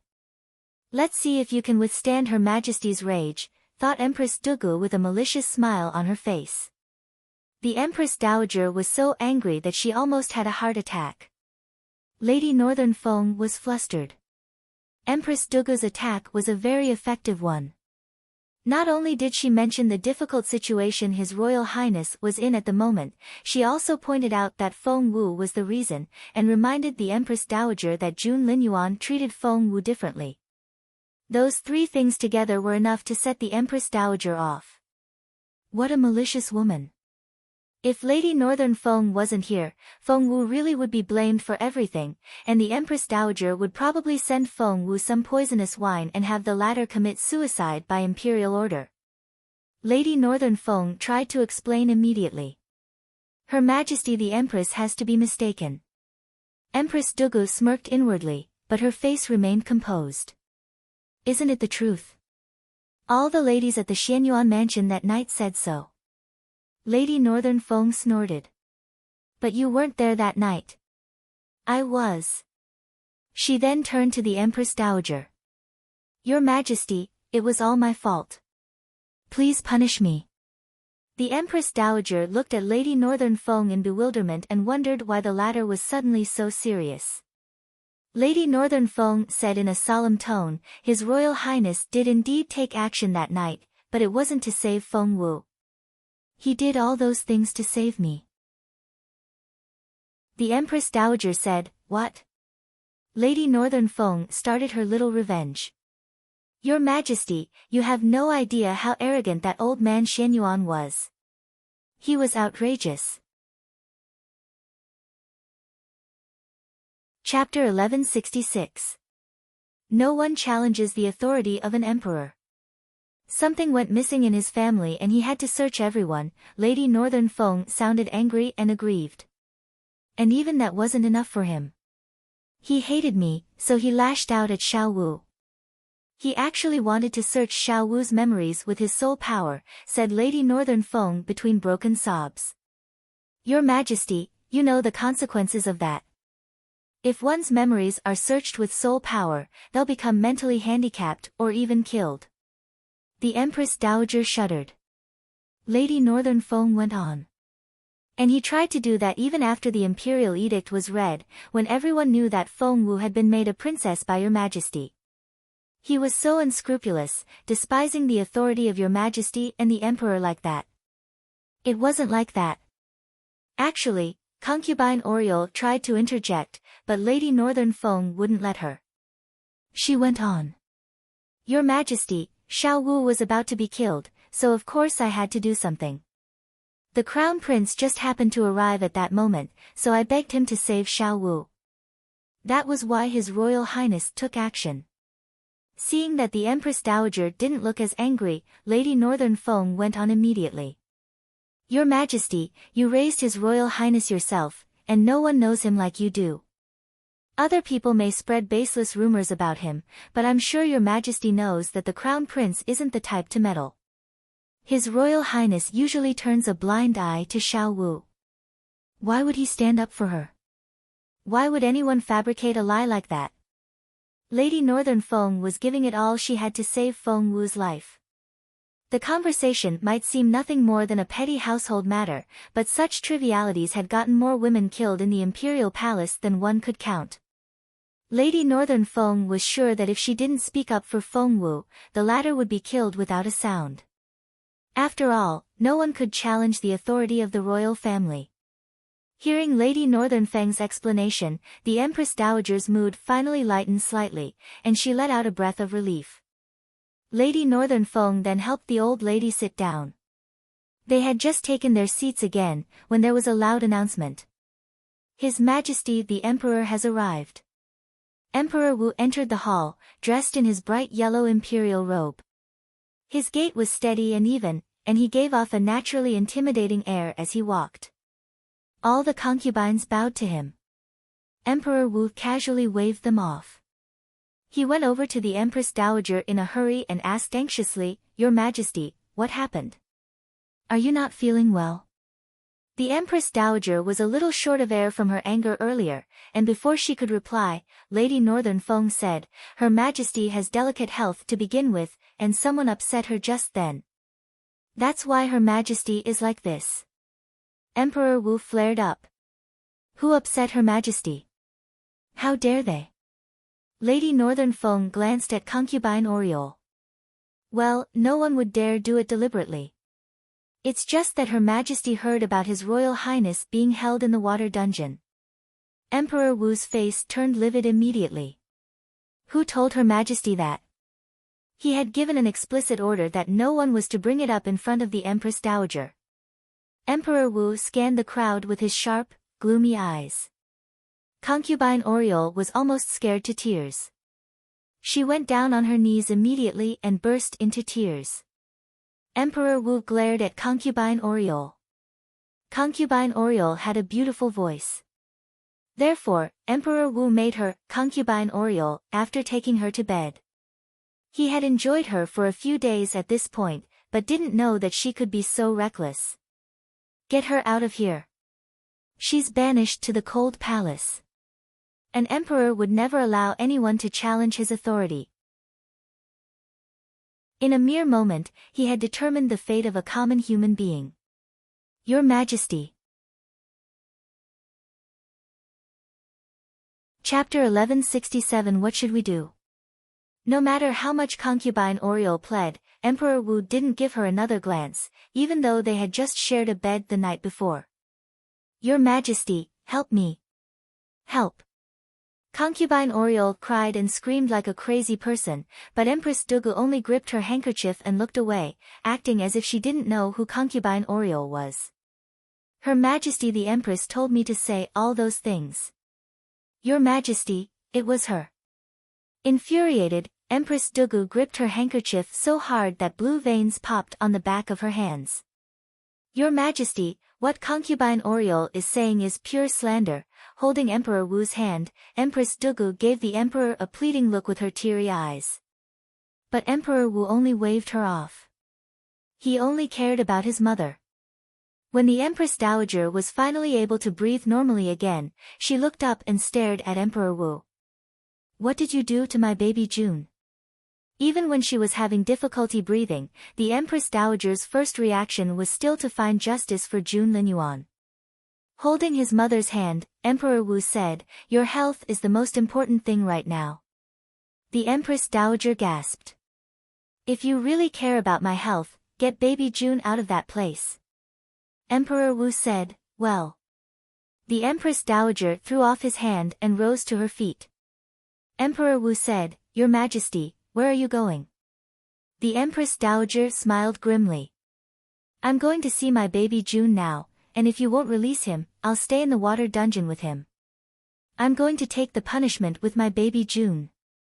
Emperor Wu was utterly dumbfounded. The Empress Dowager was usually a kind, amiable lady, but she could be hopelessly stubborn when June Linyuan was involved. Emperor Wu frowned. "Your Majesty, the heads of all the clans are all on their knees outside the gate. How am I going to convince them if I don't punish him?" He cut off all 4 limbs of the head of the Xianyuan family. The Empress Dowager said, "That's because my baby June is talented." Emperor Wu was rendered speechless. "Your indulgence is the reason June Linyuan has always been such an unruly son. He does whatever he wants and listens to no one else." Emperor Wu had made up his mind that he would teach his son a good lesson. He committed a heinous crime, but he can't give a convincing reason for it. It's preposterous, and I've had enough. This is a good time to teach him a lesson. Was it because of that girl, Feng Wu? The Empress Dowager frowned. Well. Emperor Wu snorted. I wish it was because of her. That way, at least he would have a reason. That calmed the Empress Dowager down a little. Emperor Wu glanced at Empress Dugu, hinting at her to change the subject so that the Empress Dowager wouldn't go on about Jun Linyuan. Empress Dugu's eyes darted around, and she was struck by an idea. She said, by the way, I heard that Feng Wu is going to die. The Empress Dowager said, what? Emperor Wu was equally surprised. Empress Dugu put on a long face. Well, that Feng Wu girl agreed to a duel to the death with Xianyuan Yi of the Xianyuan family, but given her capability, Feng Wu can't possibly defeat him. She's asking to be killed. With Xianyuan Yi? A battle to the death? Emperor Wu glanced at Lady Northern Feng. Lady Northern Feng bit her lip and nodded in resignation. That's true. The Empress Dowager heaved a sigh of relief. The old lady liked Feng Wu less and less by the day, and thought it was a great chance to get rid of Feng Wu for good. Lady Northern Feng had been watching the Empress Dowager the whole time. When she saw the look on the old lady's face, Lady Northern Feng's heart sank. No. No matter how hard she tried to explain on Feng Wu's behalf, the Empress Dowager already hated Feng Wu. This was going to be difficult. Chapter 1168 Her Majesty the Empress Dowager is here. The Empress Dowager suddenly raised a hand and said to Granny Lan by her side, help me change. Granny Lan looked at the Empress Dowager in bewilderment. The Empress Dowager snorted. I'm going to Imperial College. What? The Empress Dowager was going to Imperial College? Even Emperor Wu was baffled. He was about to say something, when the Empress Dowager snorted and waved her hand. Your Majesty, don't bother. I have nothing better to do and the weather is nice, so I think I'll take a walk outside. Lady Northern Feng sighed inwardly. It seemed that the old lady really held a grudge against Feng Wu.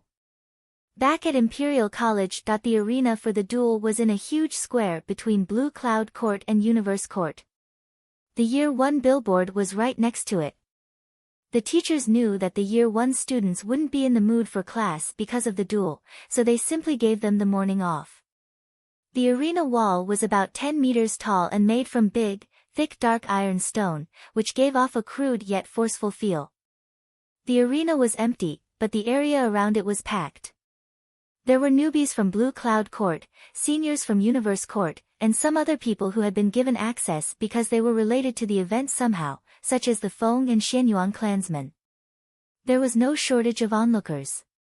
It was someone else dueling, but the onlookers were even more excited.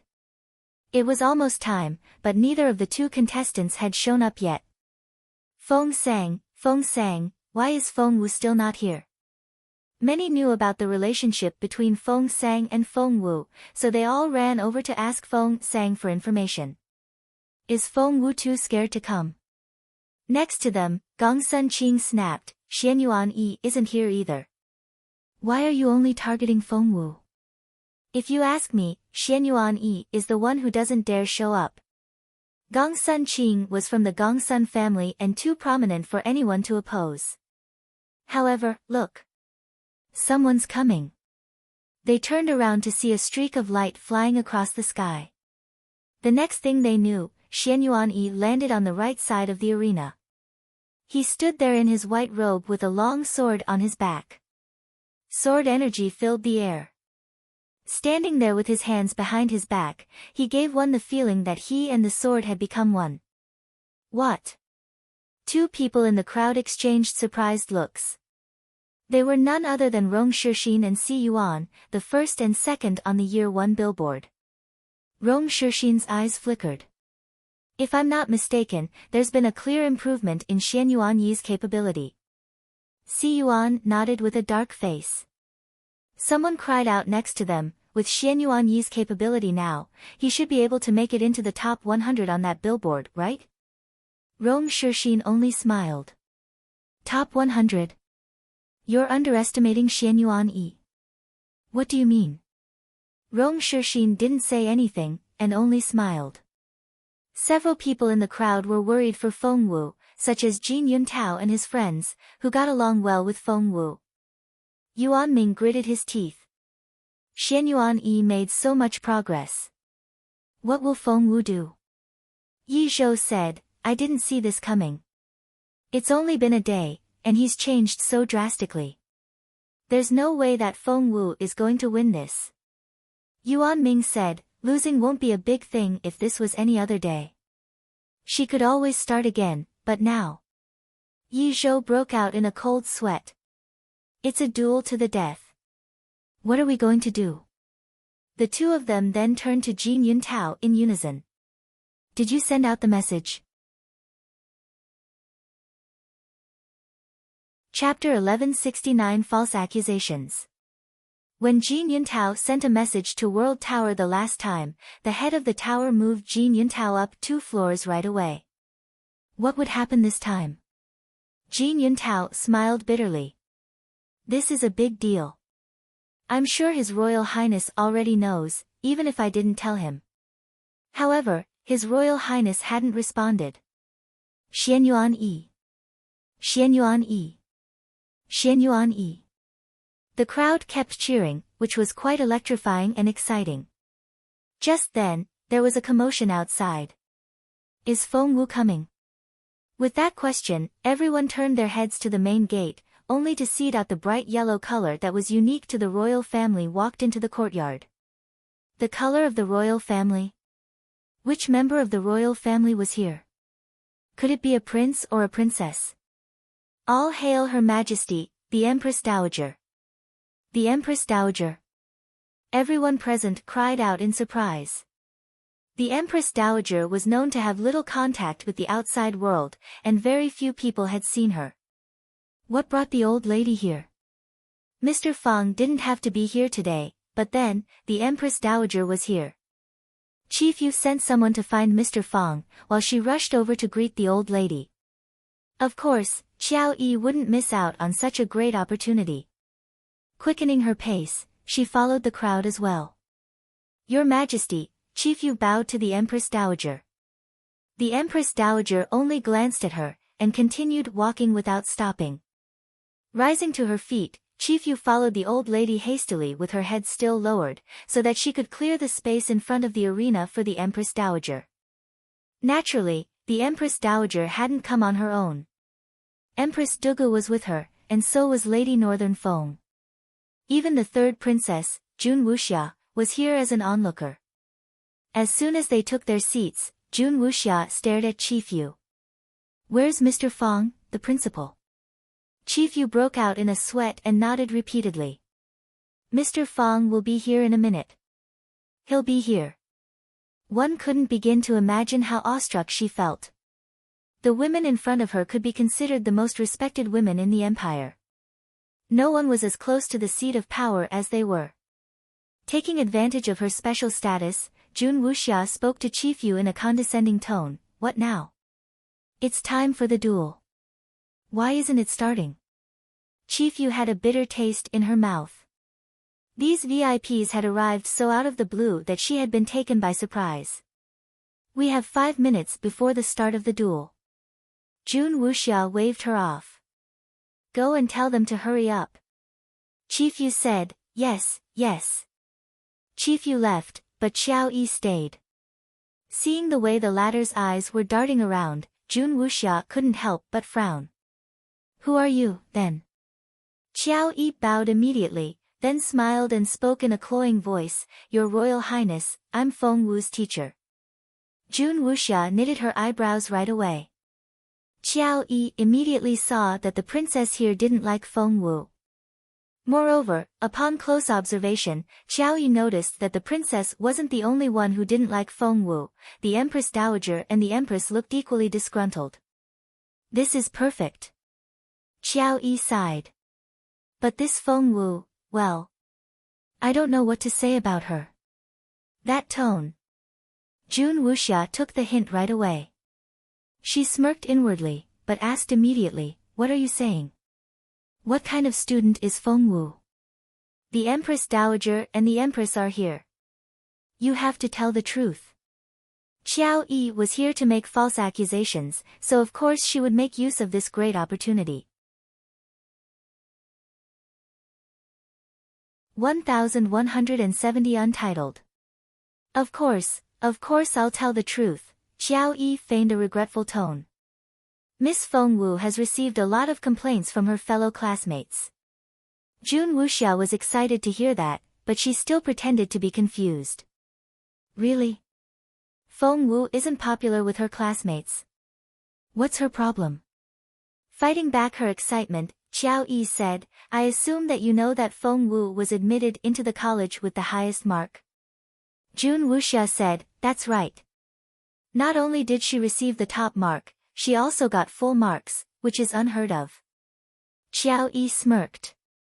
But why didn't she dare take the ranking test after she got in, even if she got full marks? Jun Wuxia's eyes lit up.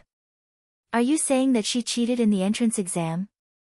Qiao Yi waved her hands immediately. Princess, I didn't say that. That wasn't what I meant. Jun Wuxia threw a dirty look at Qiao Yi. She couldn't have made it any clearer, but she still tried to deny it. This Qiao Yi really was a piece of work. However, Qiao Yi seemed to want to say something, but hesitated. It's just that because of that, Feng Wu has never shown up on the billboard, which made some of the students question her ability. Jun Wuxia snorted. If she really has the ability, why didn't she dare take the ranking test? She must have something to hide. Jun Wuxia stole a glance at her mother and grandmother as she spoke. Empress Dugu was sipping tea from the cup she was holding, acting as if she had nothing to do with this. She hid her satisfaction over Feng Wu's predicament very well. The Empress Dowager, on the other hand, looked furious. Qiao Yi and Jun Wuxia exchanged looks, and reached a tacit agreement. What else has everyone been saying about this Feng Wu? Jun Wuxia tried to create more opportunities for Qiao Yi. Qiao Yi pretended to hesitate over the question, but said in the end, apart from that, I guess Miss Feng Wu is, alright. Jun Wuxia smirked. What do you mean by alright? If there really is nothing wrong with her, why did you hesitate? Qiao Yi, you're facing the Empress Dowager and the Empress here. Are you trying to withhold information from them? Qiao Yi apologized immediately, then sighed. Actually, Feng Wu doesn't come to the college that often. School has been in session for a while, but as her class teacher, I've only seen her twice. The Empress Dowager's face darkened right away. Before, when Qiao Yi hinted that Feng Wu had cheated, the Empress Dowager had still found that statement dubious, but this information convinced her completely. How arrogant! The Empress Dowager snorted. Lady Northern Feng felt her throat tighten. She wondered what kind of grudge this Qiao Yi had against Feng Wu. Why was she slandering Feng Wu like this? Qiao Yi smiled bitterly. The last time I saw her, she almost beat a new student to death. She was so merciless. Jun Wuxia timed her questions perfectly. She asked, what? Feng Wu almost killed a classmate. That's right. That day, Qiao Yi described what happened the other day, interpreting it in her own way and focusing on how arrogant Feng Wu was. As a result, Mu Yaoyao sounded perfectly innocent in her narration, while Feng Wu was completely at fault. And the next time I saw her was a few days later. Qiao Yi looked like she was about to cry.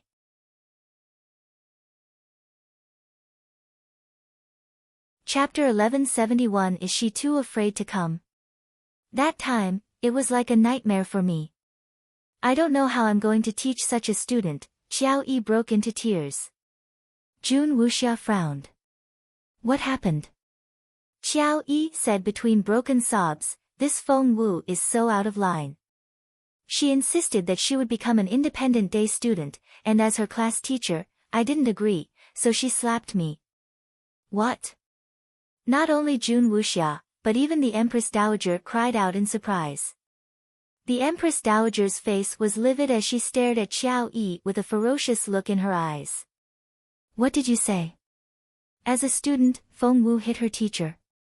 Xiao Yi put a hand on the cheek Feng Wu had slapped and nodded with a sob. She's so well connected that there was nothing I could do. Although I'm the teacher, I have to swallow the humiliation. The Empress Dowager snorted. All land under heaven belonged to the emperor, and all within the land were the emperor's servants. He was the ultimate boss. How dare someone as petty as Feng Wu act so arrogantly? At that thought, the Empress Dowager glared at Lady Northern Feng. She was convinced that Lady Northern Feng was the reason why Feng Wu was so willful. Before Lady Northern Feng could speak, Xiao Yi went on in her teary voice. Mr. Feng, our principal, has always been good to Feng Wu. He treats her even better than Mu Yaoyao, his own granddaughter. So, it was Grand Secretary Feng. The Empress Dowager frowned. Grand Secretary Feng was a well-respected and experienced minister who used to be the emperor's teacher. Even the Empress Dowager had to respect the old man, not to mention that Grand Secretary Feng had made another breakthrough and had become an even mightier cultivator. The Empress Dowager winced. Lady Northern Feng sighed inwardly. Poor Feng Wu. She hadn't even shown her face yet and these people were already slandering her like this. She worried that the Empress Dowager might finish the girl off as soon as she arrived. Your Majesty, please don't be mad. That's only one side of the story. We'll have to look more carefully into it if we want to find out the truth. However, the Empress Dowager sneered before Lady Northern Feng could finish. Yaya, you can stop trying to make excuses for her. Hearing that from the Empress Dowager, there was nothing else Lady Northern Feng could say. Jun Wuxia and Empress Dugu exchanged gloating looks. They had no idea where this Xiao Yi had come from, but she had just proven herself very helpful. How interesting. They made a mental note to reward her generously later. Seeing this, Jun Wuxia added fuel to the flames. Isn't it about time? Why is Feng Wu still not here? The Empress Dowager looked up at the arena and saw that it was indeed the case. With a long sword on his back, Xian Yuan Yi looked like he had become one with it. Sword energy filled the air. Standing on one side of the stage, he had a solemn look on his face. He was ready to fight and kill. However, the other side of the stage remained empty. The frown on the Empress Dowager's face grew bigger. That Feng Wu. Not only was she arrogant and domineering, she also disrespected her teachers and couldn't see beyond her nose. The Empress Dowager had thought that if Feng Wu had a pleasant temperament, she would turn a blind eye and let the crown prince have her as a concubine. But by the looks of it, that wasn't an option anymore. Jun Wuxia grinned. Is Feng Wu too afraid to come? A hush fell over the arena. Chapter 1172 Let's just go. Apparently, a lot of people were thinking the same thing. What about Feng Wu? What was she doing at the moment? She had used up all her energy the night before to master a single stance, Flying Dragon. She was completely drained and utterly exhausted. Feng Wu had thought several times that she was going to die. She couldn't even lift a finger. But whenever she felt that way, a generous amount of spiritual essence would flow through her veins. The morning sun shone through the window onto Feng Wu's translucent skin, casting little shadows under her eyes. Her long, thick eyelashes flickered, which reminded one of raindrops falling on butterfly wings, creating tiny ripples. Feng Wu opened her eyes slightly, her mind virtually blank at that moment. Soon, she came back to herself and bolted upright. Xiao Wu, you're awake. Both Chaoge and Qiuling were thrilled. Feng Sun was the most excited of them all. He had been pacing around the room in circles, checking the time. Now that Feng Wu had woken up, he was over the moon. Rushing over, he took Feng Wu's hand. Xiao Wu, you're really awake. How do you feel? Are you feeling all right? Feng Sun put a hand on Feng Wu's forehead to check her temperature. After all, Feng Wu had looked like a broken china doll the night before. She had been covered in blood, as if every bone in her body was broken. It had been the most wretched sight. However, Feng Wu's eyes were clear and bright, and her cheeks were flushed prettily. There was only one question that Feng Wu wanted to ask. What time is it now? Qiuling told her the time. Feng Wu paused for a minute, then realized what was going on. Wasn't that the time, my duel? Crying out, Feng Wu jumped out of bed, grabbed a robe, then rushed out the door. Xiao Wu. That was the only thing Feng Sun could utter before Feng Wu was out of sight. Feng Sun was distraught. Exchanging looks with Xian Yi, he said, hurry up. Let's go. Feng Wu ran as fast as she could, but her legs could only take her so far. Little Phoenix also wasn't big enough to be her mount. Feng Sun caught up to her from behind and gave her a hand. Get up here. Seeing that she was running out of time, Feng Wu didn't have time to think. Taking Feng Sun's hand, she used the momentum to jump onto his horse. Hiya! The white horse galloped forward. Meanwhile, in Imperial College it was almost the designated time, but Feng Wu was still nowhere to be seen. Everyone in the audience was talking. Is Feng Wu too afraid to come? If she knew that she was going to lose, why did she sound so confident in the first place? Well, what a waste of time. The entire year one was given half a day off for this. All the things we could have done with that much time. It wouldn't be such a big deal if Feng Wu lost today, but just deciding not to show up like this, what a shame. Fine, then. We'll just leave. That's right. We should go. The crowd began to disperse. In her VIP seat, the Empress Dowager already looked furious. Suddenly, she got to her feet. Your Majesty, the Empress Dowager glared at Lady Northern Feng before the latter could say another word. Seeing this, Empress Dugu hurried over and offered her hand to the Empress Dowager. 1173 Ah Sun. Resting her right hand on the back of Empress Dugu's hand, the Empress Dowager flipped her handkerchief, and was about to leave. Lady Northern Feng frowned. That couldn't happen. After all the false accusations Qiao Yi made against Feng Wu, if Feng Wu was going to lose without putting up a fight, the Empress Dowager would think very poorly of the girl from now on.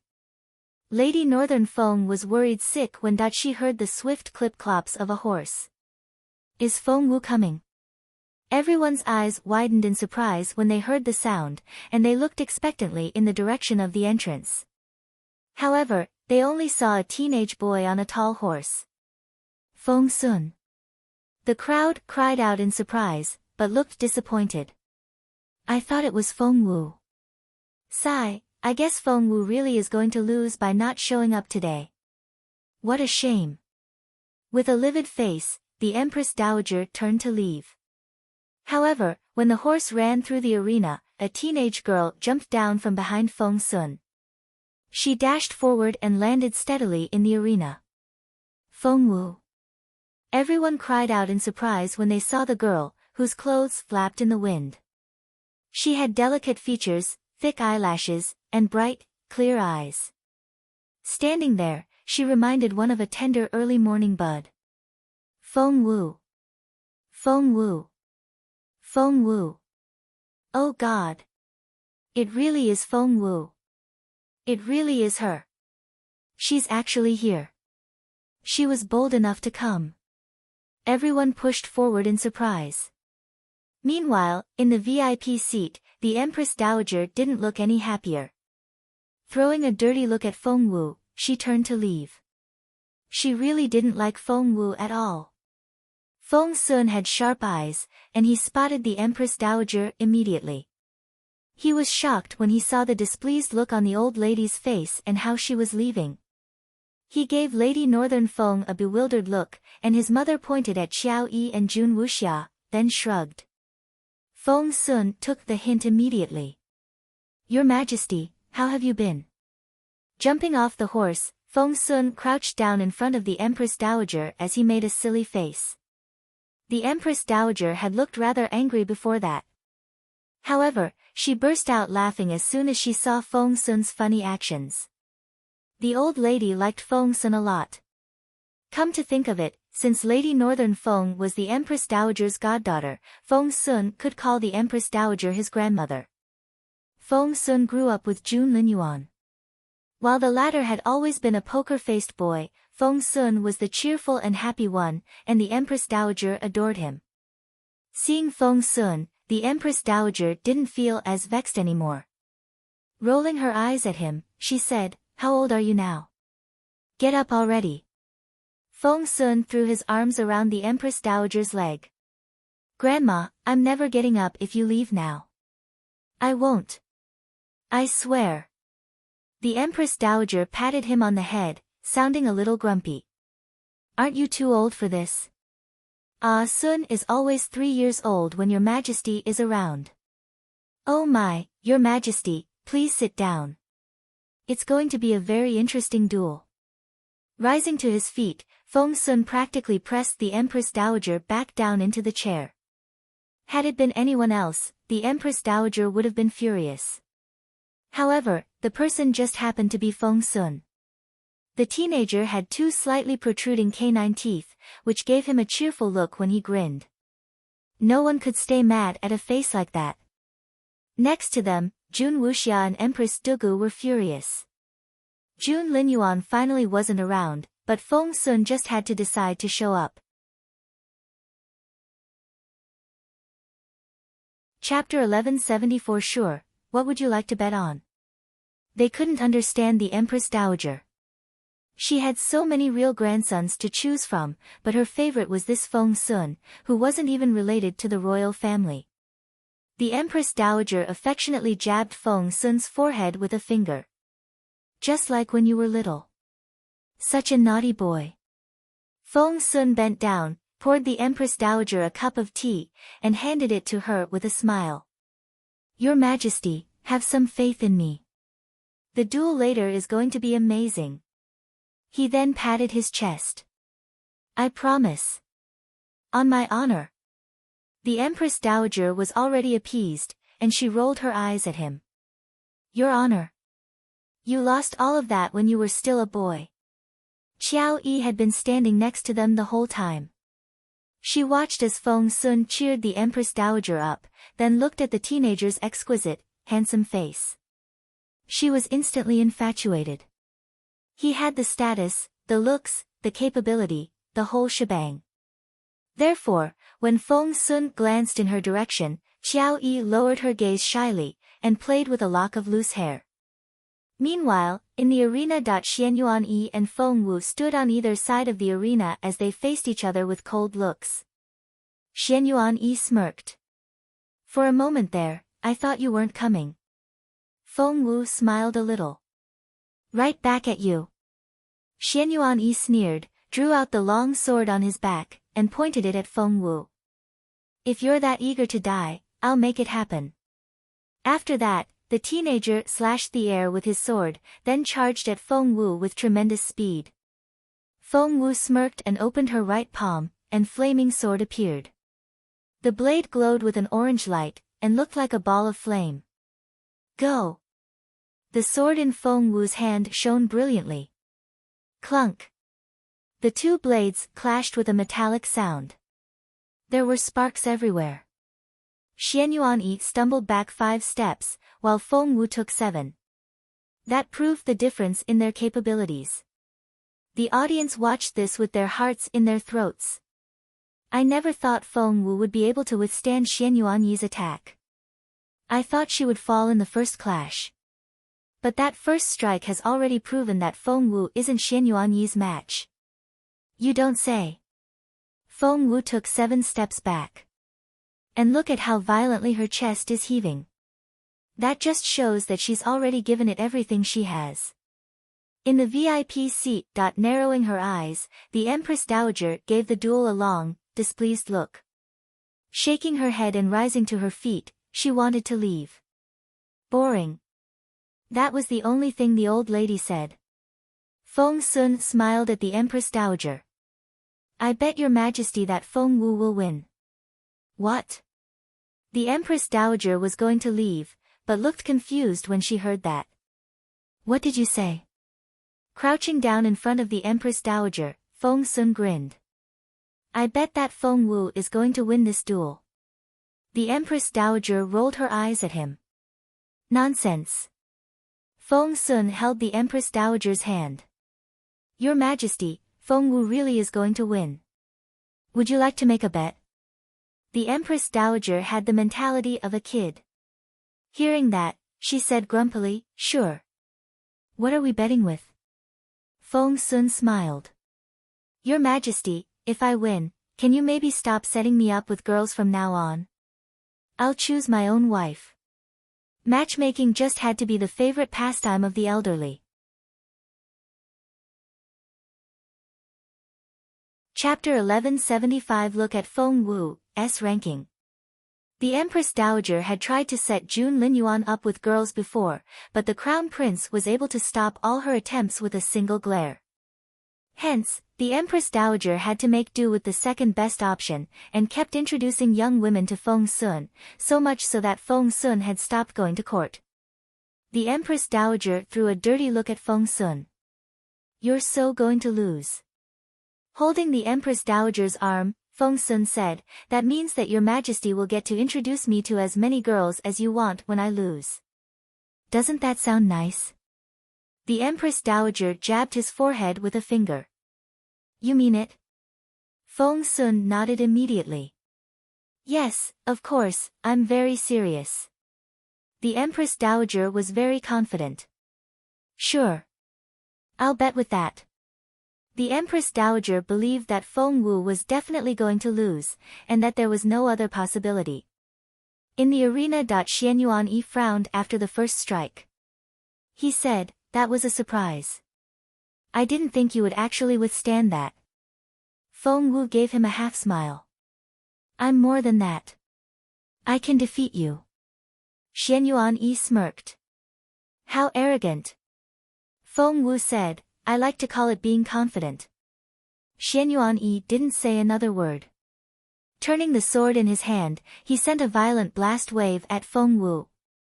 It had such dense power that it twisted the air in front of Feng Wu. Feng Wu gradually fell back, while Xian Yuan moved closer. Rumble.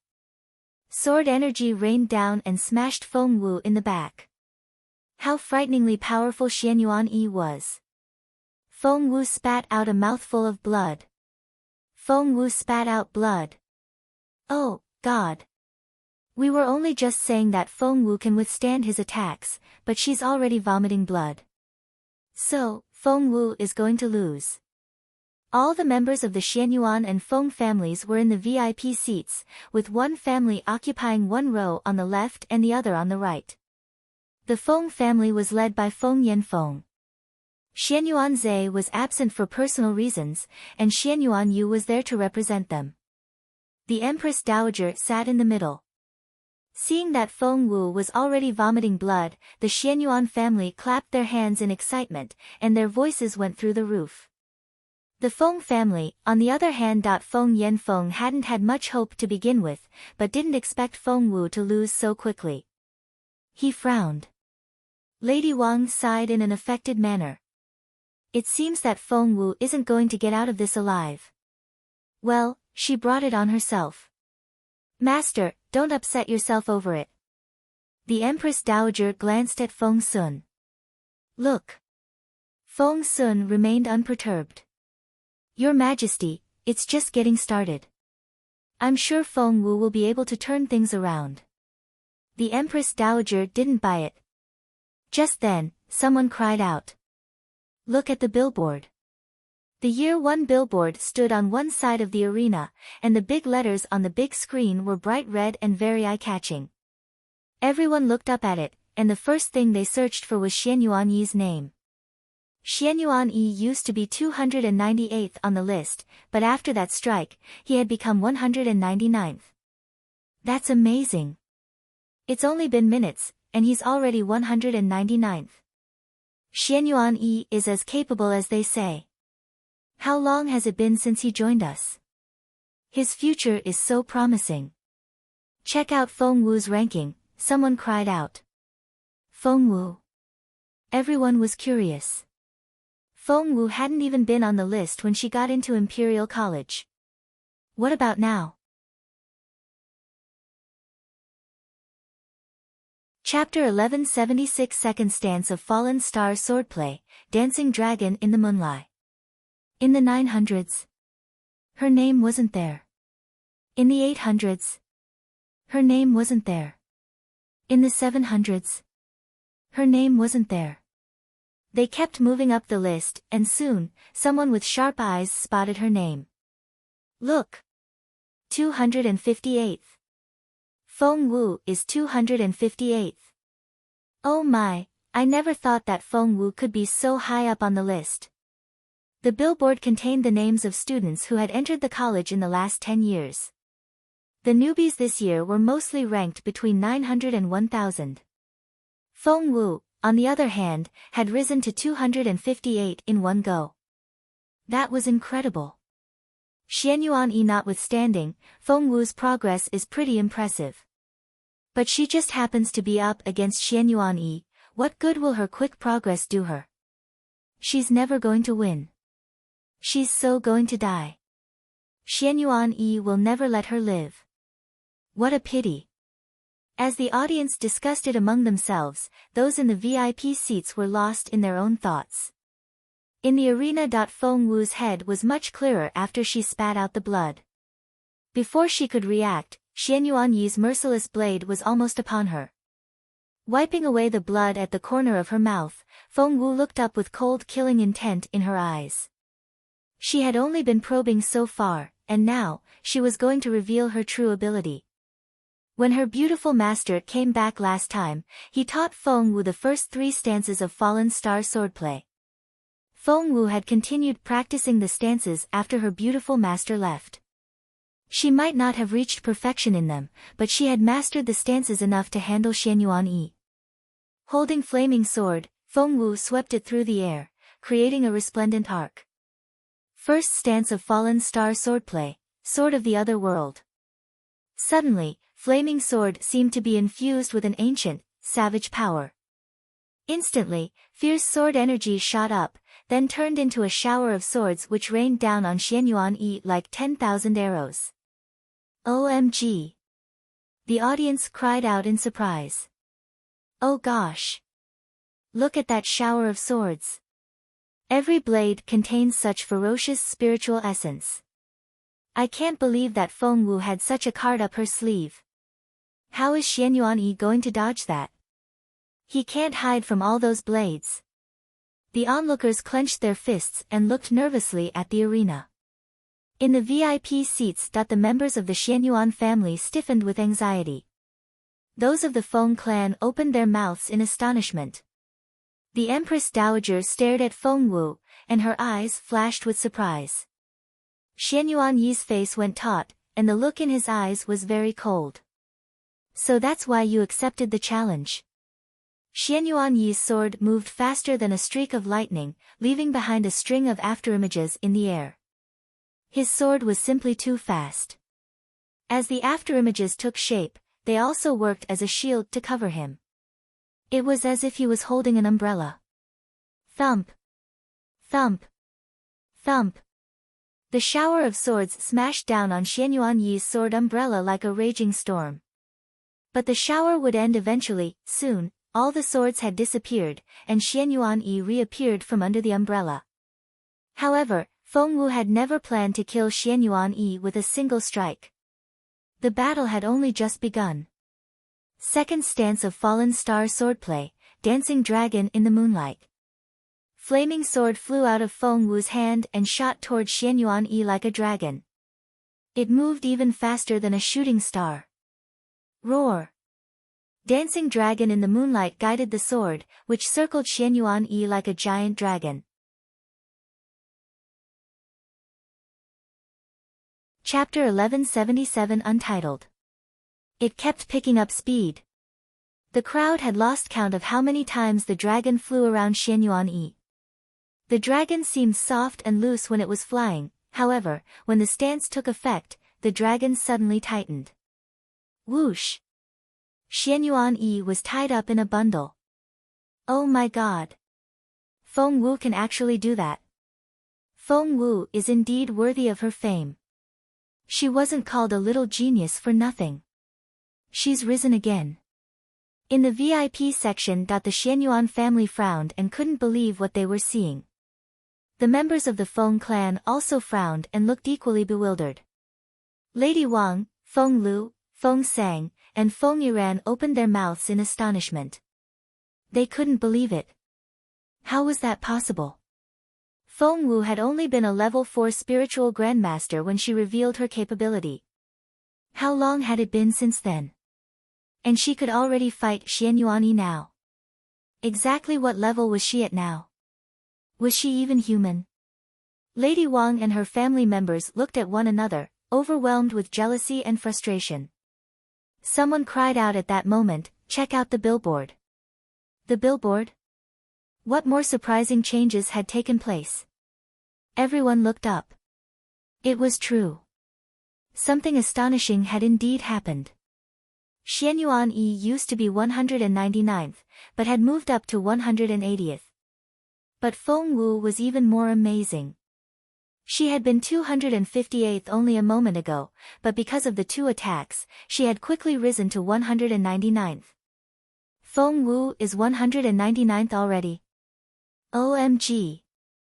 Didn't people say that Feng Wu got into Imperial College because she cheated, so she didn't dare take the billboard test? Then what's going on here? A lot of people were lost for words. That was right. They could lie to themselves before, saying that Feng Wu had gotten where she was because she had cheated, but they had just been proven wrong.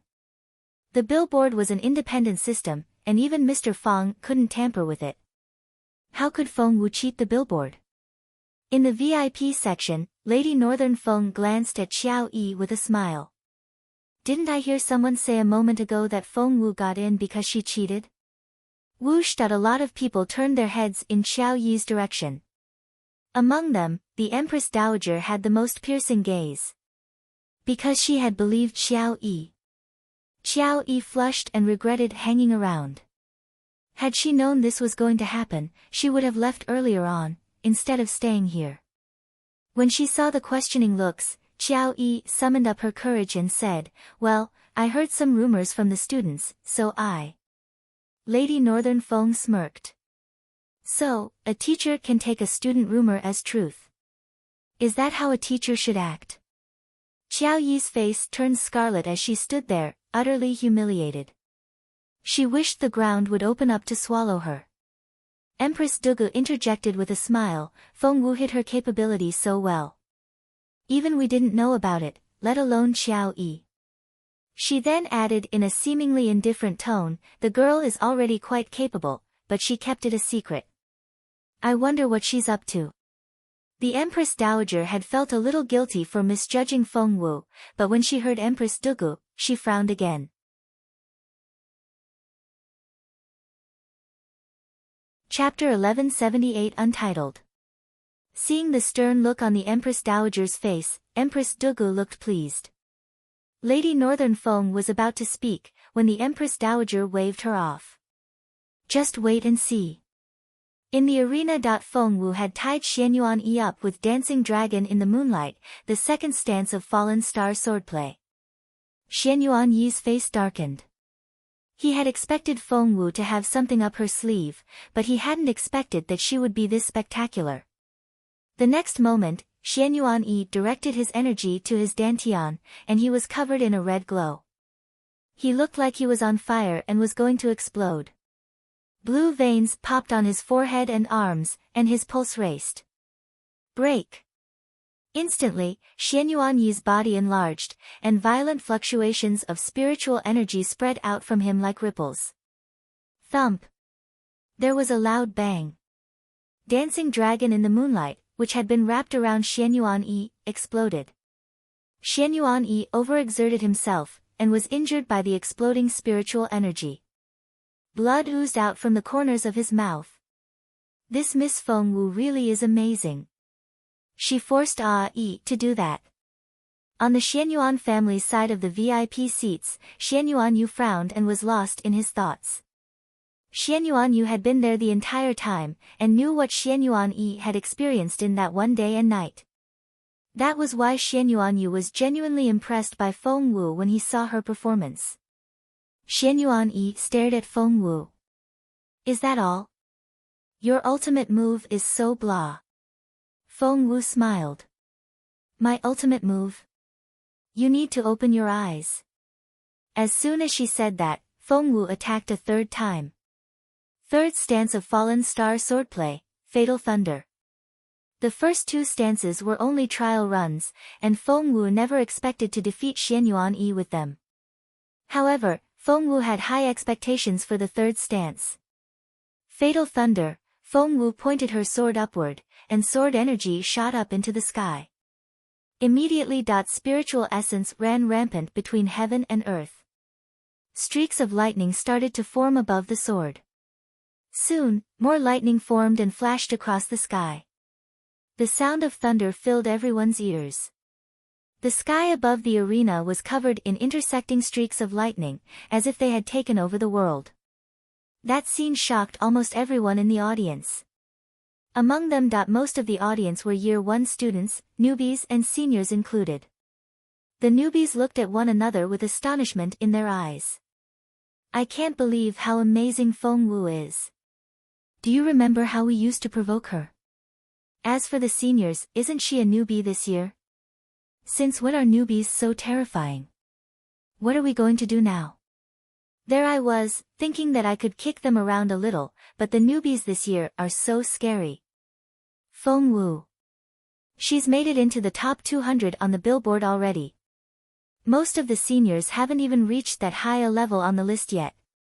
Most of the people in the VIP section were more reserved and wouldn't let much show on their faces. However, they were all staring at Feng Wu's hand, which was holding that sword pointing upward. That world of thunder, she's only a spiritual grandmaster, but she can already create a world of thunder. That's unheard of. Even Xianyuan Yu, the representative of the Xianyuan clan, had to say that in amazement. The girl was going to have such a promising future. Luckily, thought Xianyuan Yu to himself, we made all the preparations last night. Otherwise, Xianyuan Yi would die in that world of thunder.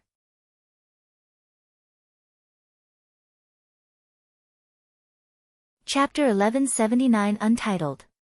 In the arena, Xianyuan Yi stared at Feng Wu with a little smile. You're so naive if you think you can kill me with this stance. Feng Wu smiled a little. Really? Let's give it a try. As she spoke, Feng Wu lowered flaming sword, which had been pointing at the sky, then threw it out toward Xianyuan Yi. Go! Feng Wu cried out. As she spoke, streaks of lightning flashed in the sky, resembling a giant dragon. Clouds rolled in thick layers, and that lightning dragon charged downward. The pressure was almost unbearable. The area was filled with thunder energy. How formidable! Xianyuan Yu and Feng Yanfeng both jumped to their feet and stared at Xianyuan Yi. Feng Wu's performance astonished and impressed Feng Yanfeng. Just as all the thunder energy was about to smash down on Xianyuan Yi, he bellowed. I'll take it all. Standing where he was, he bent his knees to brace himself, then opened his mouth, which looked like a black hole. As everyone watched in astonishment, a streak of lightning shot into his mouth. Then a second, a third, and a fourth. They shot into his mouth like thin dragons, but he devoured them all. How's that even possible? Feng Yanfeng smacked the back of his chair. From what he could tell, Xianyuan Yi was still a spiritual grandmaster. Were spiritual grandmasters nowadays so scary? One of them could create a world of thunder, while the other could devour it. The audience erupted. Oh God! Xianyuan Yi is even better at concealing himself. How terrifying! The guy can devour thunder and lightning. Look! The billboard. Xianyuan Yi used to be 180th, but as he absorbed the spiritual energy, his name quickly moved upward. 170th. 160th. 150th. Whoosh. When the list finally stopped changing, Xianyuan Yi's name was in 50th place. OMG. 50th. Xianyuan Yi is much higher up the list than many seniors who have been in year 1 for the past 10 years. He's absolutely a genius.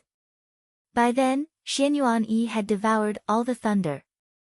After the last streak went in, he wiped his mouth and said, "Yummy." Feng Wu could tell that the energy was rampaging around in Xianyuan Yi so violently that it was threatening to burst out. Xianyuan Yi was obviously in pain, so much so that he was on the verge of losing control. Feng Wu could tell, from the popping veins on his neck and the cold sweat on his forehead. But somehow, the energy gradually calmed down. What secret did Xianyuan Yi have inside his body? Feng Wu narrowed her eyes. Staring at Feng Wu, Xianyuan Yi snorted. "You've shown all your cards, but I'm just getting started."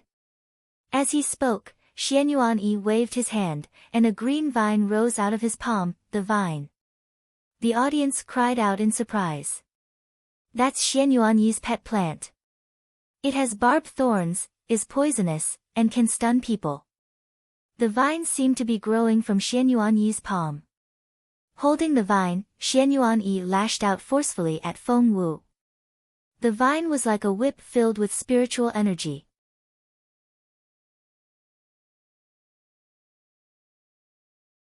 Chapter 1180 Untitled. How formidable. Shocked, Feng Wu dodged sideways. However, Xianyuan Yi would never let her off the hook that easily. 18 vine strikes. Holding his vine, Xianyuan Yi lashed out with power like an erupting volcano. Crack. Crack. Crack. He whipped so hard that one would think he was going to break the vine. Feng Wu kept dodging, for she wasn't strong enough to fight the vine head-on. That vine was simply too formidable. Using Phoenix Dance, Feng Wu dodged the vine by running around the arena.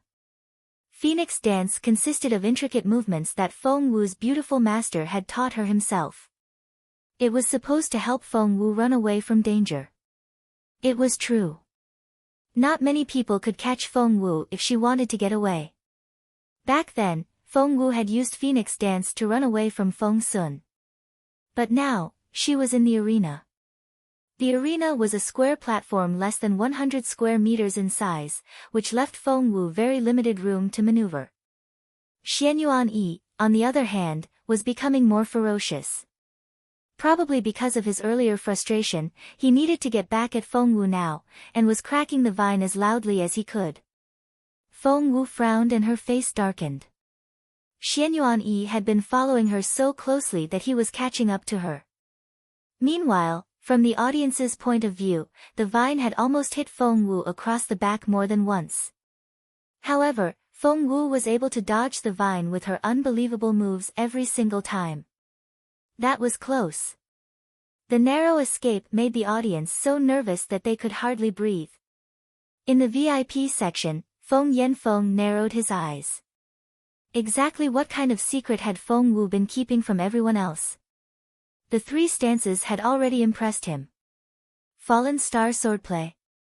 Since when did the Feng clan have such a formidable skill? If they did have it, then how could the clan have fallen so low?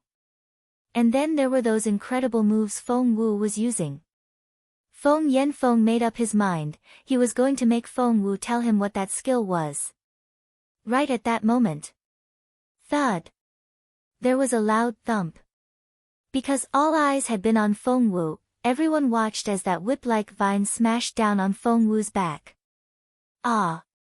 Feng Wu cried out in anger. That hurt. Instantly, Feng Wu felt as if her back had been cracked open, and she trembled as she broke into a cold sweat.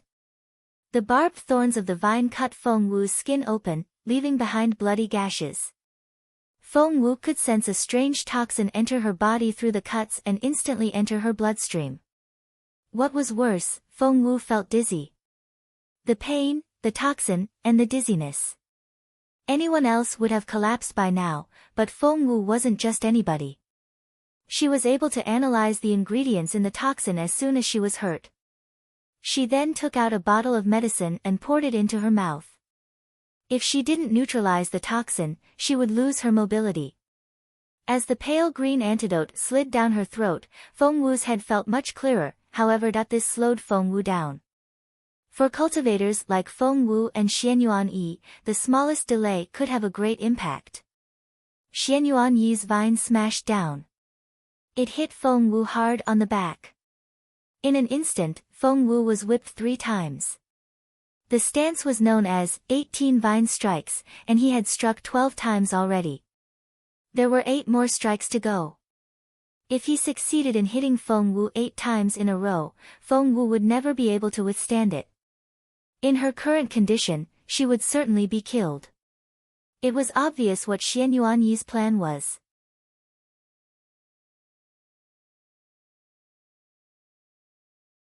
Chapter 1181 Untitled. Xianyuan Yi was going to kill Feng Wu in the arena with the remaining 8 strikes. Smash!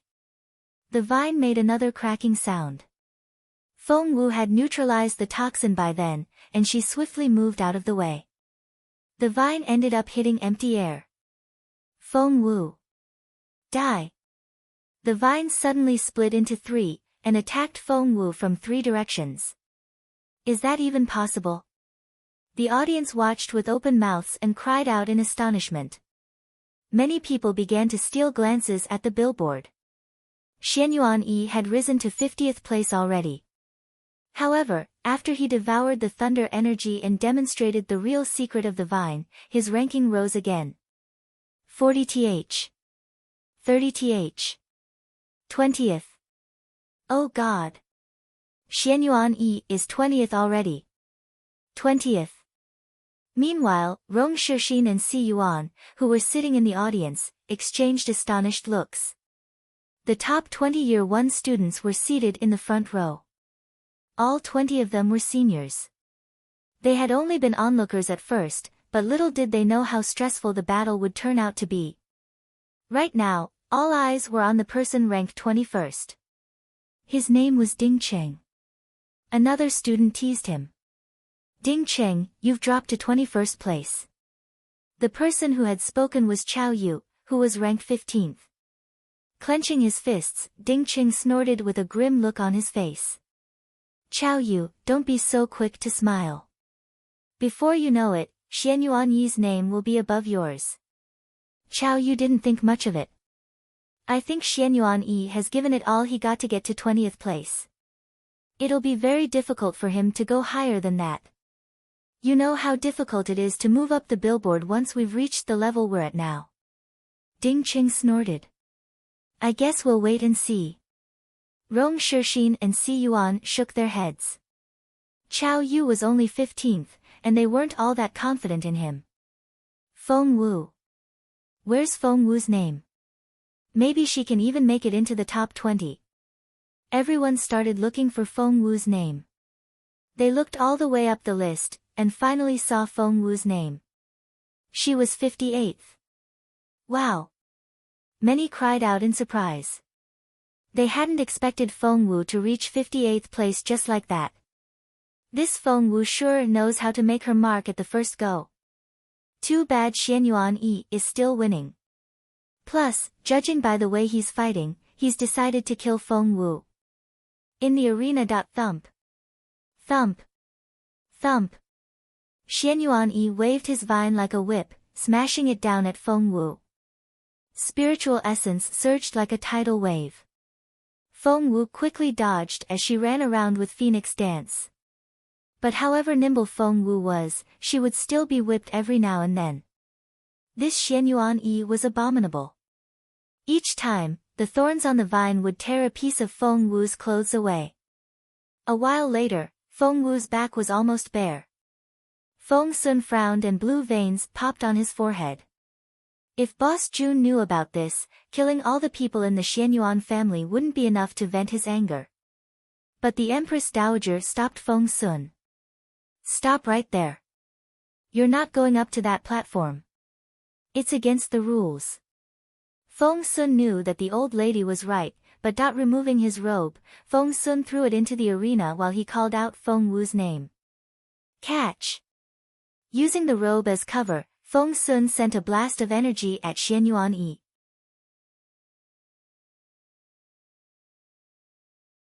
Chapter 1182 Untitled. The energy contained in the robe charged at Xian Yuan Yi as he struck down with the vine again. Rumble. There was a loud sound. Xian Yuan Yi felt as if his blood was boiling, and heat rose up inside him. The thunder energy that he had finally been able to suppress erupted once again. He could taste blood in his mouth. No, I can't let it show. Xian Yuan Yi forced himself to swallow the blood back down. With how smart Feng Wu was, she had realized what Feng Sun's plan was when he threw the robe at her. She smiled a little when she saw the strange look on Xian Yuan Yi's face. What happened next was quicker than words could describe. A dagger appeared in Feng Wu's hand, and she struck at Xian Yuan Yi's right hand. It was none other than the dagger known as Purple Sun. Feng Sun had given her the dagger as a gift, and according to him, the dagger was from Jun Linyuan. The dagger was so sharp that if one were to blow a strand of hair at the blade, the hair would be cut in half right away. Xian Yuan Yi had a very tough defense system that wouldn't break that easily. Normal daggers wouldn't even leave a dent on his skin. However, this was Purple Sun. Xian Yuan Yi was using all his might to suppress the thunder energy that Feng Sun had stirred up, and was caught off guard. Thud! Feng Wu showed up behind him like a ghost, then jumped away as soon as her attack succeeded. Meanwhile, Xian Yuan Yi stared at his right palm in disbelief. A chunk of flesh was missing. Shit! Where's my vine? After the initial shock, Xian Yuan Yi was furious. Looking up, he stared at Feng Wu in disbelief. Just then, Feng Wu had dug the vine out of his palm with a dagger, the root included. Blood gushed out of Xian Yuan Yi's palm. His face turned livid. Meanwhile, the audience was watching this in disbelief. They couldn't understand how Feng Wu had been able to do that. It was so scary. However, the Empress Dowager gave Feng Sun a stern look. Rubbing his chin, Feng Sun smiled awkwardly. You sure threw her that robe in time. The Empress Dowager snorted. Feng Sun played dumb. Your Majesty, I can't have her bare her back in public, can I? After all, she's my sister. The Empress Dowager smirked. Not just the robe, right? Am I mistaken, or is that the Crown Prince's dagger? Feng Wu had the Crown Prince's dagger. Empress Dugu and Jun Wuxia exchanged looks, and their hearts raced. Feng Sun rubbed his chin with a wry smile. He could tell that the Empress Dowager was probing with that question. It seems that Her Majesty doesn't want Boss Jun to have anything to do with little Feng Wu at all. Poor Boss Jun.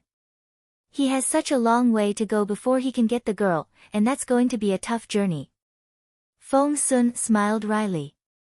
Boss Jun gave Purple Sun to me a long time ago. Since they're going to fight to the death, and little Feng Wu is my sister, I thought that it was all right for me to give her that dagger for her own protection. There was nothing wrong with that, but the Empress Dowager still didn't like it. She pouted a little. You people are all taking Feng Wu's side. Feng Sun chuckled. Your Majesty, we only learn from you, because you always cover for those whom you're close to. Little Feng Wu is my sister, of course I'll take her side. The Empress Dowager snorted. Issuing that imperial edict was the worst decision of my life. As for which edict she was referring to, everyone here had a perfectly good idea. Feng Sun knew that a good impression couldn't be created overnight. They had all the time in the world, and he wasn't in any rush.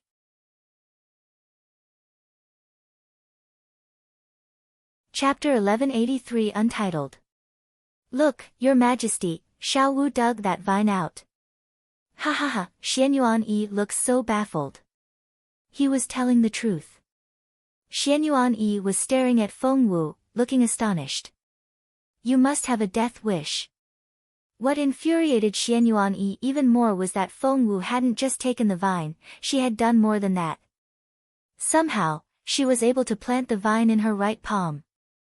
It only took Feng Wu a second to gain full control of that vine. Feng Wu smirked. Do you remember how you swaggered around in front of me with this vine? Well, you're going to know what an eye for an eye means. Holding the vine, Feng Wu aimed at Xianyuan, then started her attack, using 18 vine strikes. When everyone saw Feng Wu's attack, they almost went insane. Oh, God! Isn't that the 18 vine strikes that Xianyuan used just then? Feng Wu took Xianyuan vine away, and is now using it against him. That's what that, an eye for an eye, was about. That's just. Everyone in the audience and the VIP section couldn't keep their eyes away from Feng Wu's right palm. Xianyuan frowned. How was that even possible? 18 vine strikes contained a lot of complicated moves that one couldn't master with just a look, but Feng Wu was doing exactly that. How was that even possible? No one could answer that question except Feng Wu. What they did know was that things weren't looking good for Xianyuan at all. Crack! Crack! Crack! Feng Wu chased after him. With her phoenix dance, Feng Wu moved at a tremendous speed. Smack! With a cracking sound, the vine hit Xianyuan across the back like a whip. Arg! Xianyuan grunted, sounding furious. Feng Wu smirked. How did that feel? Unforgettable, isn't it? Xianyuan turned around and glared at Feng Wu with bloodshot eyes. He decided that he would never forgive her for taking his vine and whipping him. Feng Wu smiled. I'm not done yet. Xianyuan had no choice but to keep running. He roared inwardly as he ran. He couldn't understand how Feng Wu was able to make use of the vine right after she took it away from him, let alone learn the 18 vine strikes. As a matter of fact, Feng Wu hadn't known that she could plant the vine in her palm at first. It was Little Phoenix who told her how to do it. Little Phoenix had been with Feng Wu's beautiful master much longer than Feng Wu had. There were things that only Little Phoenix could remember. As for how Feng Wu learned the 18 vine strikes, she had always been a quick learner who could learn a move after seeing it just once, thanks to the training her beautiful master gave her. Thump! Thump! Thump! The vine hit Xianyuan across the back, and blood splashed everywhere. The vine could make a person dizzy, but once Feng Wu had it, the vine could do much more than that. You poisoned the vine. Turning around, Xianyuan glared at Feng Wu with bloodshot eyes. Feng Wu said matter-of-factly, yes, I did. So what? Damn you. Smack. Feng Wu hit him again. The audience was dumbfounded. They were a little speechless, for Feng Wu had gained the upper hand again. The situation kept changing, and they could no longer tell who was stronger. It was still too early to say for sure.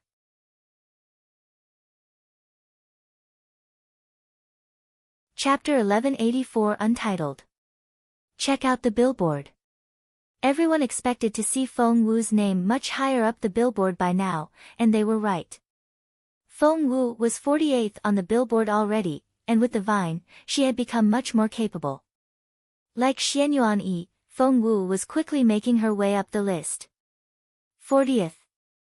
30th. 20th. The next moment, Feng Wu had surpassed Ding Cheng to take 20th place. Shit! Ding Cheng cried out in surprise. After Xianyuan, Feng Wu had surpassed him as well. Ding Cheng hadn't seen that coming. Are these two people out of their minds? Grabbing the hand of the person next to him, Ding Cheng bellowed in disbelief. She's 20th now. How can that be? Ah. The top 20 students were all sitting in the same row. None of them could utter a word. Even Chao Yu, who was 15th, could no longer utter a word. He looked stunned. Deep down, he was worried. Will these two people take my place? They shouldn't be able to. Xianyuan Yi can barely fight back now. He's going to lose, and when that happens, he's going to die. He's never going to take my place. Chao Yu kept trying to persuade himself when all of a sudden there was a loud popping sound from Xianyuan Yi's body. Rumble. A shock wave spread out from Xianyuan Yi in all directions. What? The audience cried out in surprise again. OMG! Look! Xianyuan Yi has made a breakthrough. I can't believe it. Xianyuan Yi had been a level 8 spiritual grandmaster when the duel started, but he had just become a level 9 spiritual grandmaster. Oh, God! That isn't all. He's still advancing. OMG! A capable opponent really brings out the best in him. Xianyuan Yi is at the top of his game. Look! Xianyuan Yi has reached perfection in level 9. Feng Wu is a level 7 spiritual grandmaster, right? Yes. She's 2 levels below Xianyuan Yi. How is she supposed to defeat him? Oh gosh, Feng Wu is so going to lose. The audience felt as if their emotions were on a roller coaster ride. Chaoga and Qiuling had arrived by then, and were watching the duel with the rest of the audience. Given their connection to Feng Wu, they could have gotten some VIP seats. However, the Empress Dowager was here, so naturally, the college wouldn't let anyone else sit there. Seeing that Xianyuan Yi had made an unexpected breakthrough, Chaoga was flustered. Oh, God! This isn't good. What's Xiao Wu going to do? Qiuling was almost in tears. Miss Wu has already worked very hard. Is she going to lose? They wouldn't be so worried if it was just a regular competition. However, this was a duel. Qiuling and Chaoga held hands, both trembling nervously.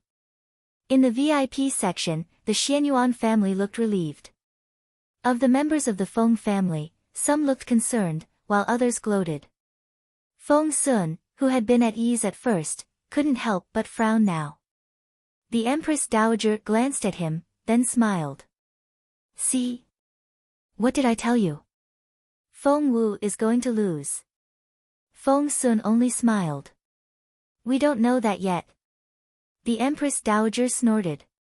Feng Wu is 2 levels below him, there's no way she's going to win, unless she still has something up her sleeve.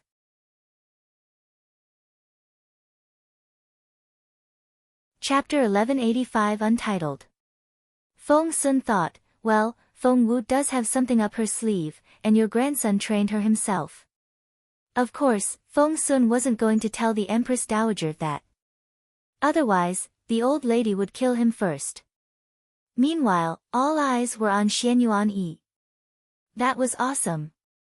Feng Wu is so going to die this time. But even if Feng Wu loses, she'll still have lost with honor.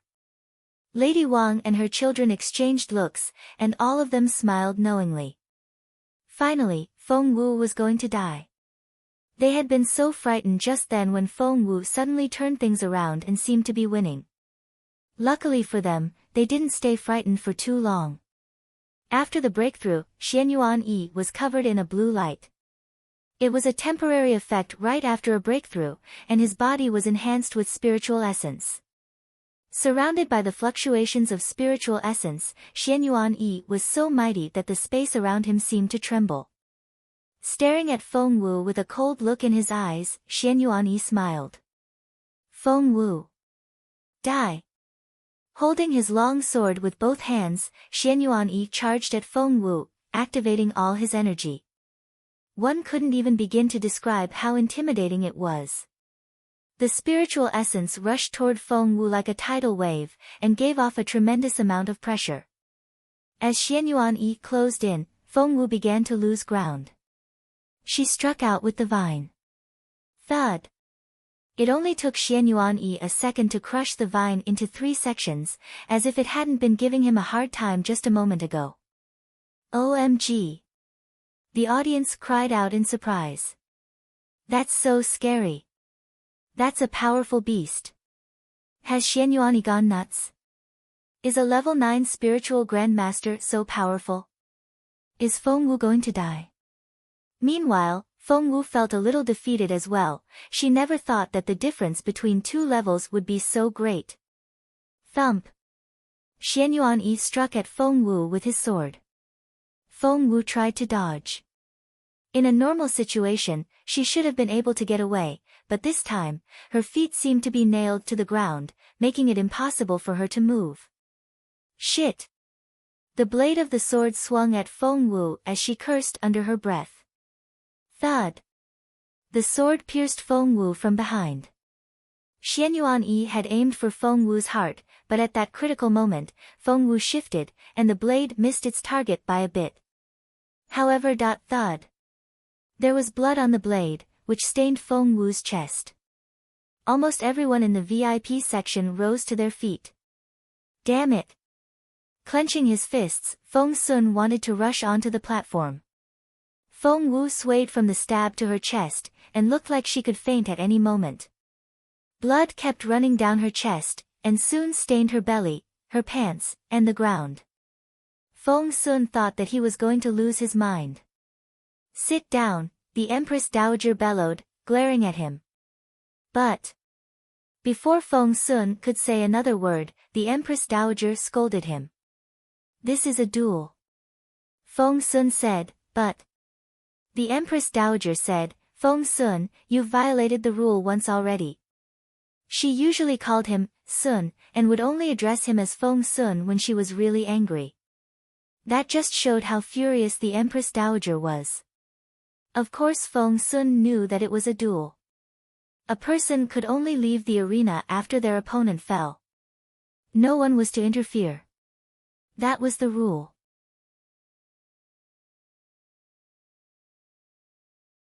Chapter 1186 Untitled.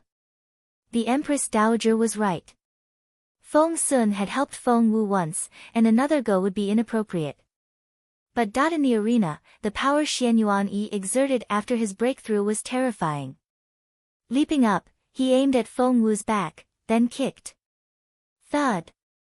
Feng Wu was already on the verge of falling. In that instant, her body flew forward despite herself. Whoosh! Thud! Feng Wu fell to the ground on the edge of the platform. Damn you!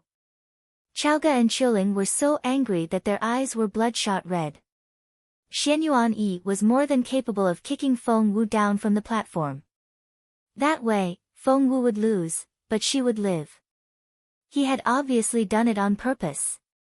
He had made sure that Feng Wu landed on the edge of the platform, just to torment her.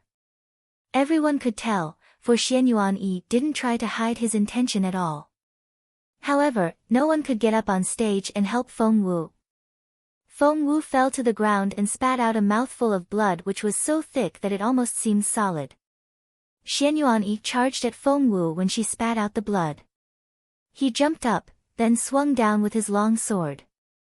Right now, with the murderous energy around him, he reminded one of the god of death. Even the sky seemed to darken. The light dimmed and the pressure was so heavy that it was hard to breathe. Stop! The audience kept crying out. Feng Wu had done an amazing job today, and was every bit the genius she was supposed to be. It would be such a shame if she was killed like this. But the duel was between Feng Wu and Xian Yuanyi. With Feng Wu losing ground, Xian Yuanyi got to decide if she lived or died. Stop! Xian Yuanyi sneered. The clouds seemed to turn darker, as if the sky was wailing for Feng Wu. Xian Yuanyi showed no mercy. The sword in his hands made a shrill sound as it absorbed spiritual essence at an unbelievable speed. Die! Terrifying spiritual essence spread out from Xian Yuanyi before he injected it into his sword. The blade hacked down at Feng Wu's forehead. He was so aggressive. And he looked unstoppable. No! Many cried out and couldn't believe what was going on. Was Feng Wu going to die? Was the genius girl really going to die? At that critical moment. Thump! All of a sudden. A stone flew in out of nowhere and smashed into Xian Yuanyi's eye. It was so out of the blue. And at an impossible angle. Caught off guard, Xian Yuan-yi was hit in the eye. Ah! Xian Yuan-yi was surprised, and he bellowed at the top of his lungs. The stone made a big bloody hole in his face where his eye used to be. Blood gushed out. It hurt. Xian Yuan-yi almost passed out from the pain. Seizing the opportunity, Feng Wu scrambled to her feet. Even so, blood was still flowing from her chest wound. Almost everyone was astonished by the sudden change. Oh God, Xian Yuan-yi's eye is bleeding. What was that? How did Xian Yuan-yi lose an eye? Most people shook their heads in bewilderment. But Feng Wu's people knew, and they were pleasantly surprised. It was Flying Dragon. That was the stance Feng Wu had used. Feng Wu had exhausted her spiritual essence the night before and had almost died in order to master this stance. Xian Yuan-yi was as fierce as ever. After pressing some pressure points to stop the bleeding, he opened his remaining eye. The look in it was as sharp as a blade, and he exploded with ferocious spiritual energy.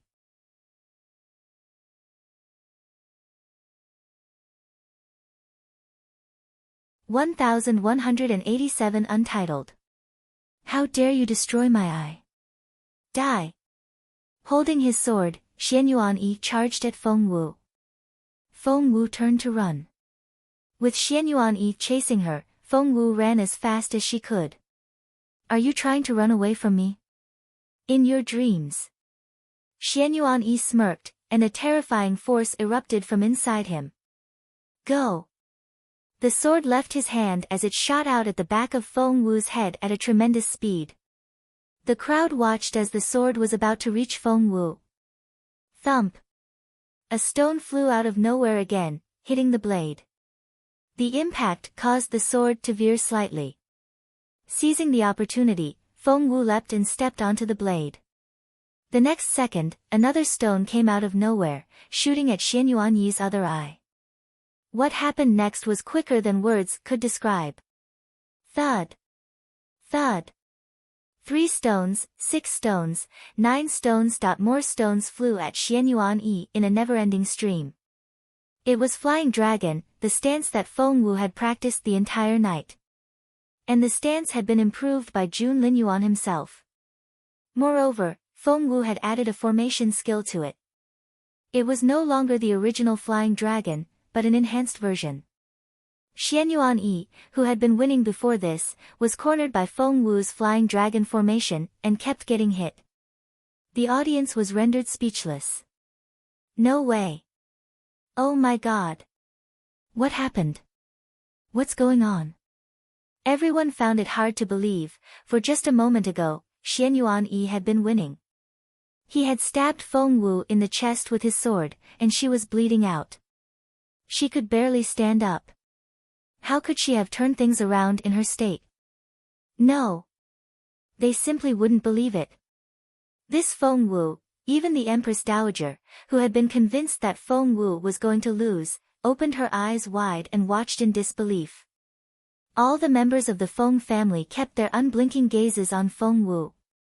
Even Feng Yanfeng clenched his fists in excitement, not to mention Lady Wang. Fallen Star Swordplay. Phoenix Dance. And now this Flying Dragon formation. He hadn't expected Feng Wu to know so much.